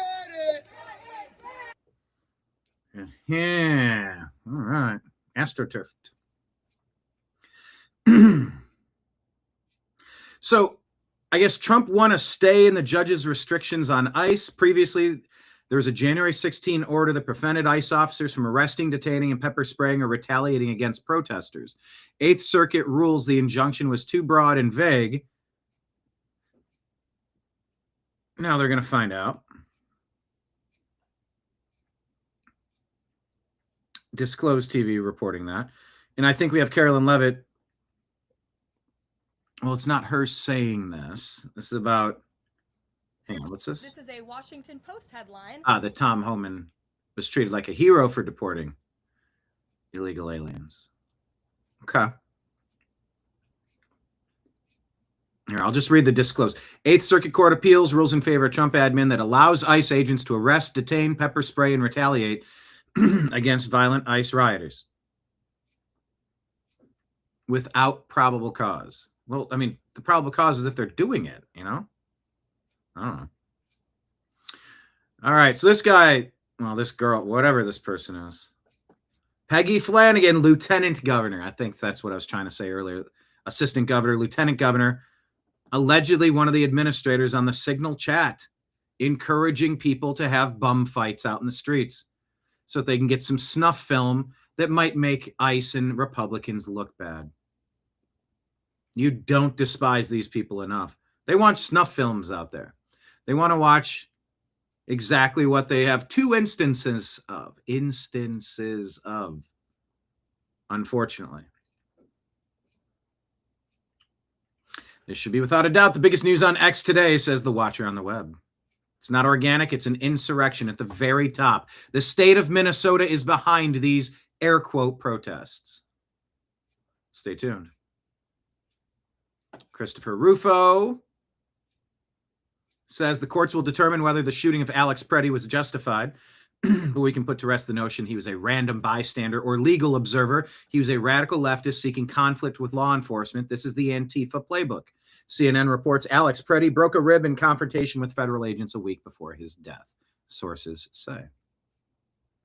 Oh, this is it. Good. This is, well, I mean, not good, but Andy No says, here's a federal officer standing guard at a hotel that was besieged by far-left rioters. Minneapolis PD refused to show up here for hours. Watch this video from Ventura Report, maybe. Oh my God. And he's bleeding from his hands, from his face. Are you okay?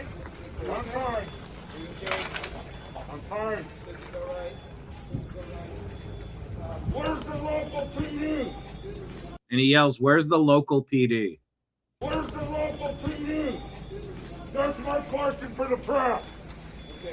Where's the local PD? What's your message to the local PD, sir? No. Okay. Well, the mayor. Very chaotic. And state You're giving messages. What was your message to the protesters that want you out me? He's like, I've already said too much. Don't burn it. Please get back up. Back up. Please give me some room. It's me and 30 people. Please get back. That's Minneapolis man right there. Very polite. Please get back. While he's bleeding from his hands and his head. I'm fine. Are you sure? I'm fine. Sir, you're giving comments to the local PD. Do you have any comments to the community, the people that want you out, the people who are here? I think this is sort of like,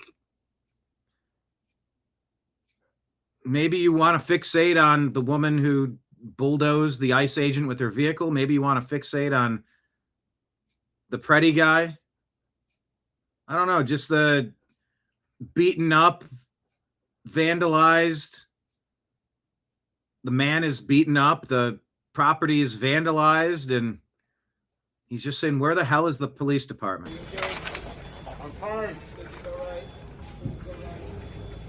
Where's the local PD? That's my question for the press. Where's the local PD? What's your message to the local? That's one of the enduring images. Ann Coulter said Trump needs to give a national primetime address with videos like this to show the public what's really going on. Otherwise, the media's lies will win. Nick Sorter reporting ICE agents blocked from entering Ecuadorian consulate in Minneapolis amid reports of illegals being harbored inside. The Ecuadorians should be expelled from the U.S. for providing a safe haven for illegal aliens on our soil. Raid the consulate and send them all back. I mean, what's this? Article 31 of Vienna Convention, according to Community Notes, provides the consular premises are inviolable, that the host nation may not enter the consular premises and must protect the premises from intrusion or damage. I mean, not if you're engaged in, I mean, I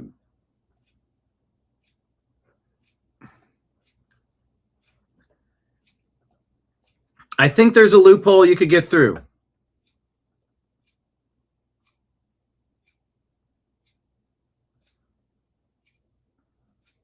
I don't know. That's a tough one about a community note. I sort of voted for it somewhat.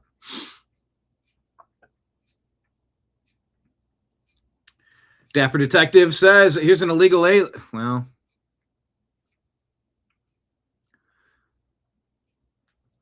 yeah, I'll just play this. Gang activity and terrorism in a rural Arizona community. Those are the allegations behind the arrest of Venezuelan national Javier Arazo Zuniga, who Arizona DPS says was claiming the Hidden Valley neighborhood south of the city of Maricopa as his territory and threatening victims who live there. According to DPS, Arazo Zuniga is part of the Tren de Aragua gang out of Venezuela. This is why you're getting them all out. Everyone out. And let's take a look at your license and see if you can come back in, at least temporarily. Which was designated as a foreign terrorist organization by President Donald Trump in 2025. Arazo Zuniga reportedly goes by the alias Pigface. One victim reported being held at gunpoint by Pigface in his own driveway in December. Pigface also allegedly put another victim in a headlock and held a knife up to the man's neck, leaving a cut back in 2024. On January 9th, DPS... This is the problem that's all over America that has to be sorted out. Executed a search warrant at Arazo Zuniga's property located behind me here in Hidden Valley. In his room, they say they found the firearm connected to the December incident. Pigface was booked into the Pinal County Jail and faces several charges, including assisting a criminal street gang, aggravated assault, and terrorism. He's being held on a $250,000 bond. Fox 10 spoke to some locals off camera who said they were too afraid to speak and be identified for fear of retaliation and the possibility that there could be other criminals with ties to Pigface in the area. DPS also claims there are reports of multiple other victims who have not come forward out of fear. Those victims are encouraged to contact the DPS tip line. Yeah, how did Maricopa get overthrown? Man, you got to go to these border towns immediately. How Maricopa flipped to Democrats doesn't make any sense. They say it's being run by the cartels. I don't know if that's the case or not, but Tim Burchett tells Benny Johnson members of Congress are buying real estate and then renting it back to the government. There's even federal buildings owned by Congress that are being rented back to the government, $1 trillion in duplicate record payments. Dig into that. That is nutty. Graham Linehan is saying a Swiss newspaper examines declining numbers of young people who are identifying as trans. University of Zurich Gender Clinic. Referrals dropped from a peak of 134 in 2021 to just 60 in 2024, more than cut in half. Keep going. You are who you're born as. If you want to be in love with someone, be in love with someone. You want to mate with them, you do what you do. But please don't try to convince yourself you can become something that you can't. Because you can't. You're loved how you are. Don't let someone tell you you're nothing without a breast augmentation. If you don't get a boob job, you're nothing. Just like someone who says if you don't chop off body parts and try to pretend you're the opposite sex, you're nothing. Don't believe anyone that tells you that stuff. You're loved how you're built, okay? Board of Peace welcomes Argentina as a founding member in the growing international organization. Matt Walsh says Jacob Frey should be under arrest. He openly fomented rioting and violence against law enforcement twice. He did it in 2020 and then again this year. I don't want to hear about good telephone conversations with that disgusting piece of filth. I want to hear that he's sitting in a jail cell. Oh, yeah, I agree. Matt Walsh pummels Jimmy Kimmel for crying about two leftist rioters in Minneapolis, but outright ignoring Irina Zarutska. And to the people of Minneapolis, to the Preddy family and the Good family, and these people who were looking out for their... Oh my gosh, he's doing it again. Neighbors. Looking out for your neighbors, protecting criminals. For their neighbors. Invaders. non-invited inhabitants. We want you to know that we are with you and you are not alone.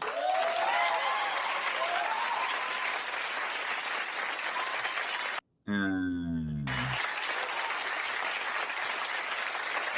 I'll tell you another thing. We also want to see those Epstein files already. And to the Jimmy, are you not in those? Huh. Matt Walsh said Irina Zarutska was butchered to death on a train in Charlotte by a career felon with 14 prior arrests. Her death was the direct result of leadership failures and bad policy. They don't care about human life. Their emotions aren't real. They aren't even capable of experiencing real human emotion at this point. It's all a game to them. It's all performance. Kimmel isn't just a bad comedian. He's a bad person, rotten to his core, says Matt Walsh, allegedly. Trying to compare Kyle Rittenhouse, Matt Walsh says he wasn't interfering with law enforcement. He was only there because law enforcement was nowhere to be found. It's literally the exact opposite of what Jake Shields says. I supported Kyle Rittenhouse being armed at BLM riots, so it would be hypocritical if I opposed a leftist doing the same. Laws need to apply equally to all Americans. This in response to the bad Kash Patel quote saying, you cannot bring a firearm loaded with multiple magazines to any sort of protest that you want. It's that simple. Yes, the fuck you can, says every founding father. Clint Russell put this out there. Clint was a guest on our show about a year ago. Geez, maybe a year and a half at this point. Saw him at the Libertarian Convention. And Rittenhouse didn't fight the police. But yeah, this is maybe the moment of Zen here. Signal Gate appears to implicate the Waltz administration for a bunch of crimes. So they get on the phone with Trump, and now the police are finally allowed to do something about the rioters. What a strange coincidence. Tim Waltz allegedly orders Minneapolis State Patrol to counter protesters with maximum force. What a difference a day makes. You are now under arrest. Please sit down and wait for instruction.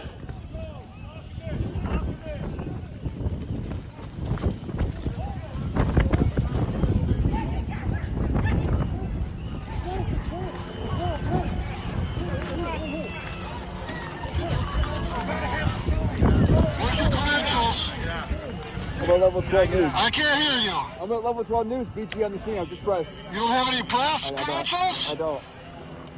I can tell you what. I mean, press credentials are the First Amendment, but when you got a riot. Why don't you move out there, okay? Just get out there. Stay outside the line, okay? Coming out. Coming out. They're very polite people.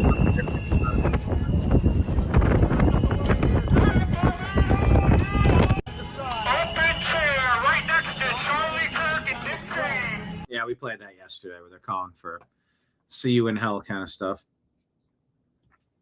Insurance companies joined the lawsuit against Gavin Newsom and the LA City Council regarding the Palisades fire, adopting the 415 fire photos argument that Newsom's agency is responsible for allowing the fire to rekindle. They held out for a year. Why are they suddenly jumping in? They saw something that convinced them this case is a winner. So keep your eyes peeled. Spectrum now files suit against Gavin.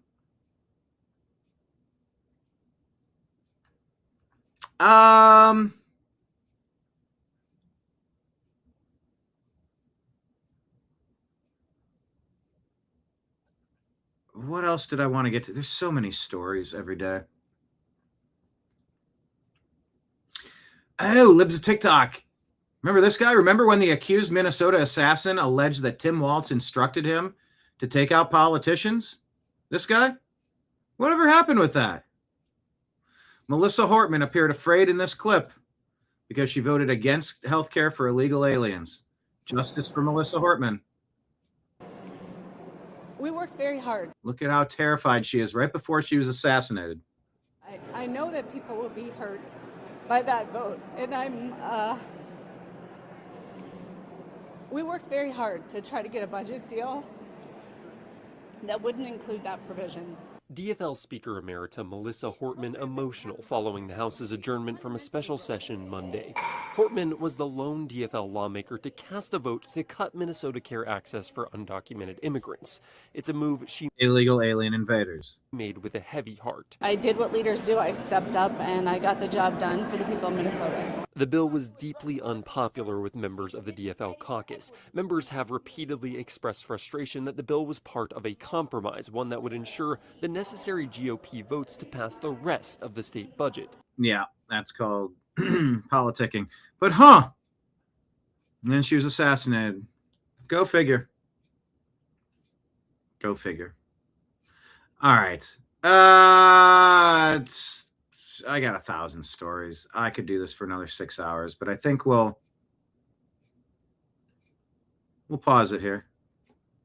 Oh, I did cover this barely. If you zoom in, did you notice they put this out kind of like the NFL? Everybody's chasing the Super Bowl here, trying to get in. Right up there at the front, you have Sam Darnold and Drake May making it to the front. And so now it's Sam Darnold and Drake May. So there you go. All right. That's where I'm going to pause it for today. Thank you all for being here on the TNAM Daily Show. We have Rumble Rants and Super Chats if you want to toss something into our guitar case on the way out. If you've been standing around while we've been playing the guitar, a couple of coins definitely go a long way to buy us a cup of coffee, get Nimbus some medication, keep the lights on, pay the mortgage, all the regular expenses that humans have to go through. Consider subscribing on Patreon or becoming a monthly member of Rumble or YouTube as well. And then we have PayPal, Cash App, and Venmo scrolling at the bottom of the screen if you enjoy what we have. Check out yesterday's program, Strictly Football. We covered the NFC and AFC championship games as well as a Super Bowl preview.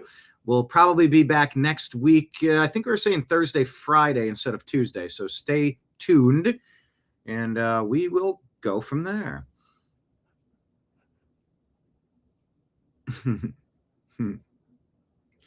Another 6 hours. I could do 8 hours of shows a day. If it made sense, I could do it. I'd probably want a stand-up, sit-down desk. I don't want to be seated and compacted for this many hours. Yeah, I'll get one of those stand-up desks, or I'd have multiple. Oh, I could do it. Will I? Not today. Thank you all for being here. You know what I didn't even cover, though? I'm sorry. I'm not done. I'm not done. God, there's so much to talk about. There was something I shared that I thought was going to be on. Oh, you know what it was? I think I shared it from Instagram, but I didn't grab it.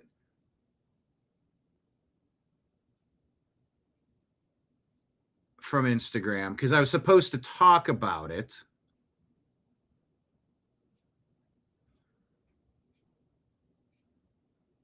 All right, let me pull this up here. Where do I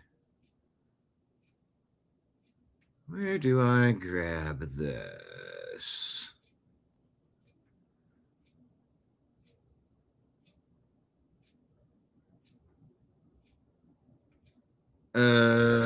Let me switch from this account over to this account. Then click here. Did it come from this? Ah, yes. See, I knew I should have grabbed these prior to the show. Ilhan Omar, everybody. Let me hit refresh. Did it not load? Let me hit refresh. Everybody, please make sure you're following us on Instagram. We've had 12 new followers in the last day. We need 39 more. Create an account just to follow us, please. That would be helpful because then we can do lives. We can do the show there. I just shared this and it's not showing up on YouTube. It's almost like I can't get this to you. Shared twice. Let me hit refresh on Instagram. There, we finally got it. Okay, 1 out of 2 ain't bad. Ilhan Omar. People are talking about this. I mean, what do you want me to say about it? This one is for you, Kenneth, if you're still here. It's Bart and Lisa. You can actually pinpoint the second.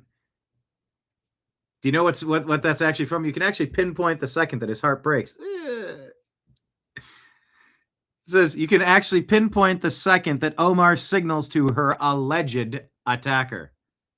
Watch this. Or face impeachment. She looks up directly at this person because this is the line. When I say that Kristi Noem needs to face impeachment, that's your signal. Go. Because then that line will be included on the media clips that clip this and play this. Then walk up from the front in a really strange interaction and spray me with something.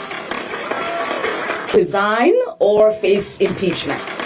Resign or face impeachment. Resign or face impeachment.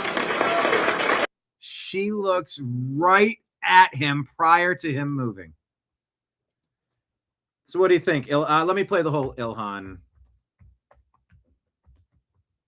moment. That was the little clip I wanted to share.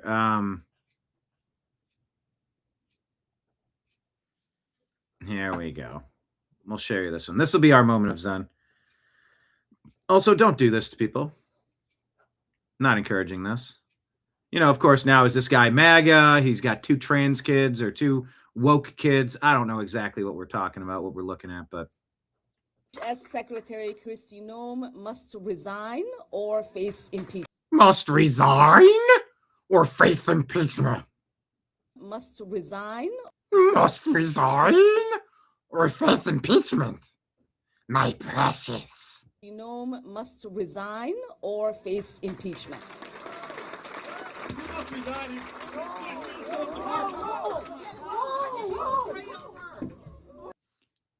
He says, you must resign. And sprays her with something they think is apple cider vinegar. And then she charges at him.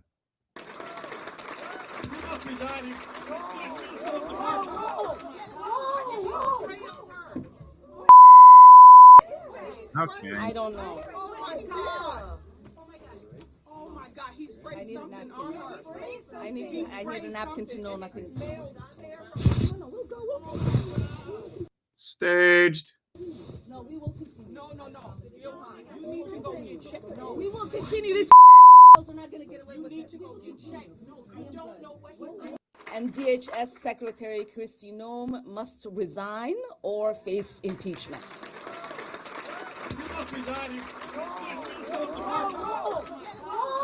He said, you must resign. Secretary Kristi Noem must resign or face impeachment. And she looks right at him after that applause line. This was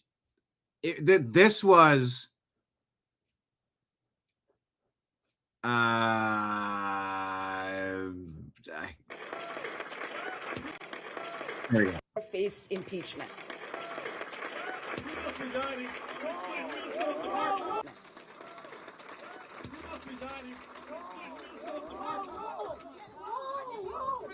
So, all right. That's the incident people are talking about. Good thing an investigation was opened up on Ilhan Omar's finances and how her net worth blew up as a public servant yesterday. How shocking.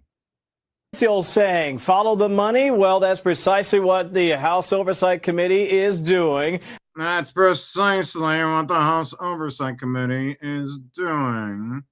What's the old saying? Follow the money? Well, that's precisely what the House Oversight Committee is doing. They are probing squad member Ilhan Omar's skyrocketing family wealth, Jesse, especially in the wake of that $9 billion, some would argue $19 billion, Somali social services fraud scandal that exploded in her district in Minnesota. The oversight chair, James Comer, says his team's lawyers are exploring the extraordinary step of subpoenaing Omar's spouse over his curious business practices.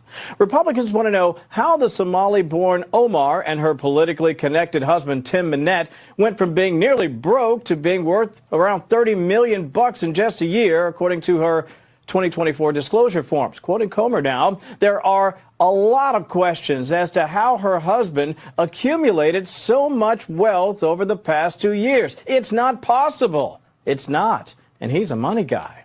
Manette and his partner, Will Haler, back in 2022, formed an investment firm, Jesse, named Rose Lake Capital. They had $42 in their bank account at the time, but in a year, up to $25 million, according to Omar's filing. By the way, he also has a wine business that went from next to nothing to millions on its books.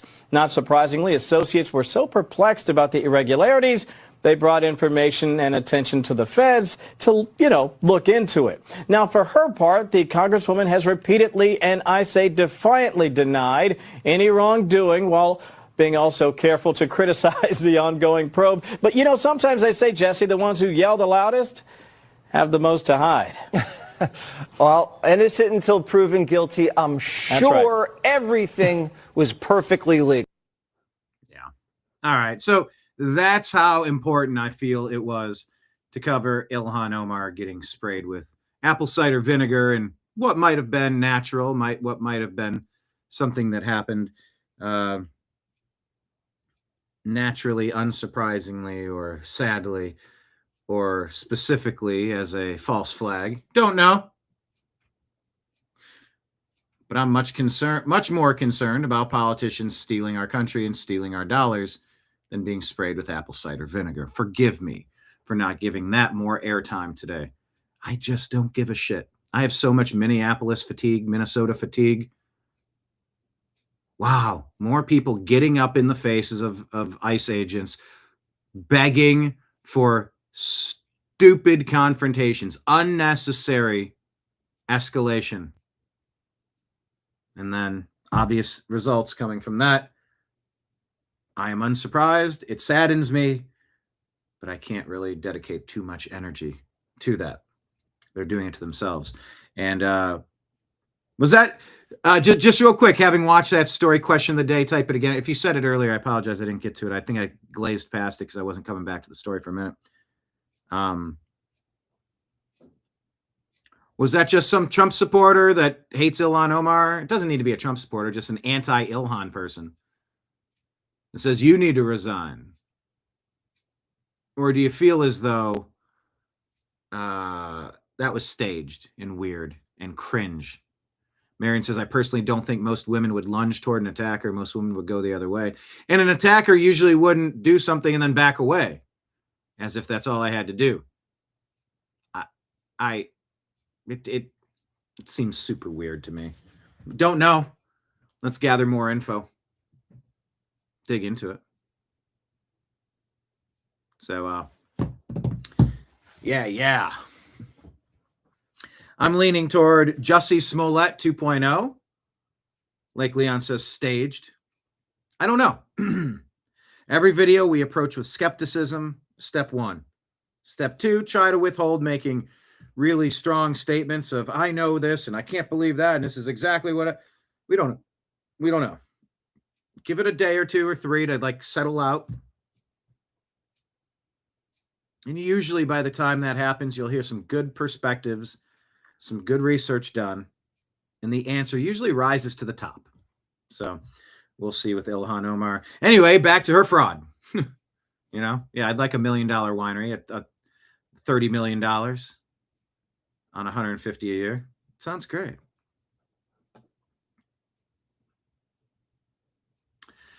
Like Leon says, if you watch the rest of it, as soon as Omar starts talking again, she looks at what she is reading and it fits with what just happened. All right, I will check into that for tomorrow, like what she said afterward, because I haven't seen that. I just kind of woke up to it going, huh? Okay, that was weird. But at least she didn't get Charlie Kirked, because I'm not in favor of that. I'm in favor of treason trials. I think if you're installed to steal the resources from Minneapolis residents, I think you've committed some serious high crimes and misdemeanors, committed some serious treason and misappropriation of funds while you personally enrich yourself. So I'm in favor of that, but no Charlie Kirk stuff. I'm not in favor of that. Nope. It was a syringe of something. Maybe apple cider vinegar. We shall see. All right. With that, I wrap up today's program. Thank you for being here. Find us tomorrow at noon, where we'll unpack the news of the day. Thank you to everybody in chat. Thank you, everybody out there watching. as a regular or your first time here in this bar, this establishment. If you enjoyed the program, just slide a tip across the tip jar, across the table, across the bar. We'll put it in the tip jar. The ways to do so are at the bottom of the screen. Thank you for being here. Signing out on behalf of everybody here at the TNAM Network. I appreciate you. I love you. And we'll talk to you again soon. Take care, everybody. Don't spray apple cider vinegar on anyone. Peace.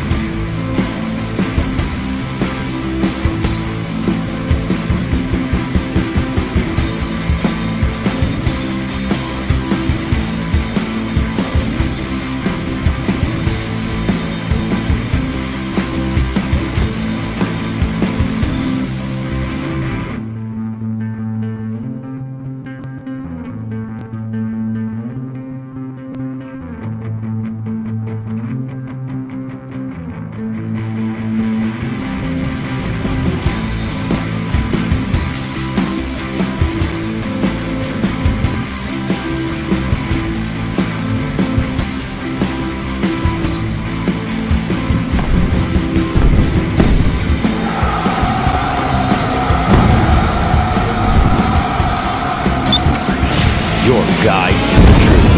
TheNewAmericanMedia.com.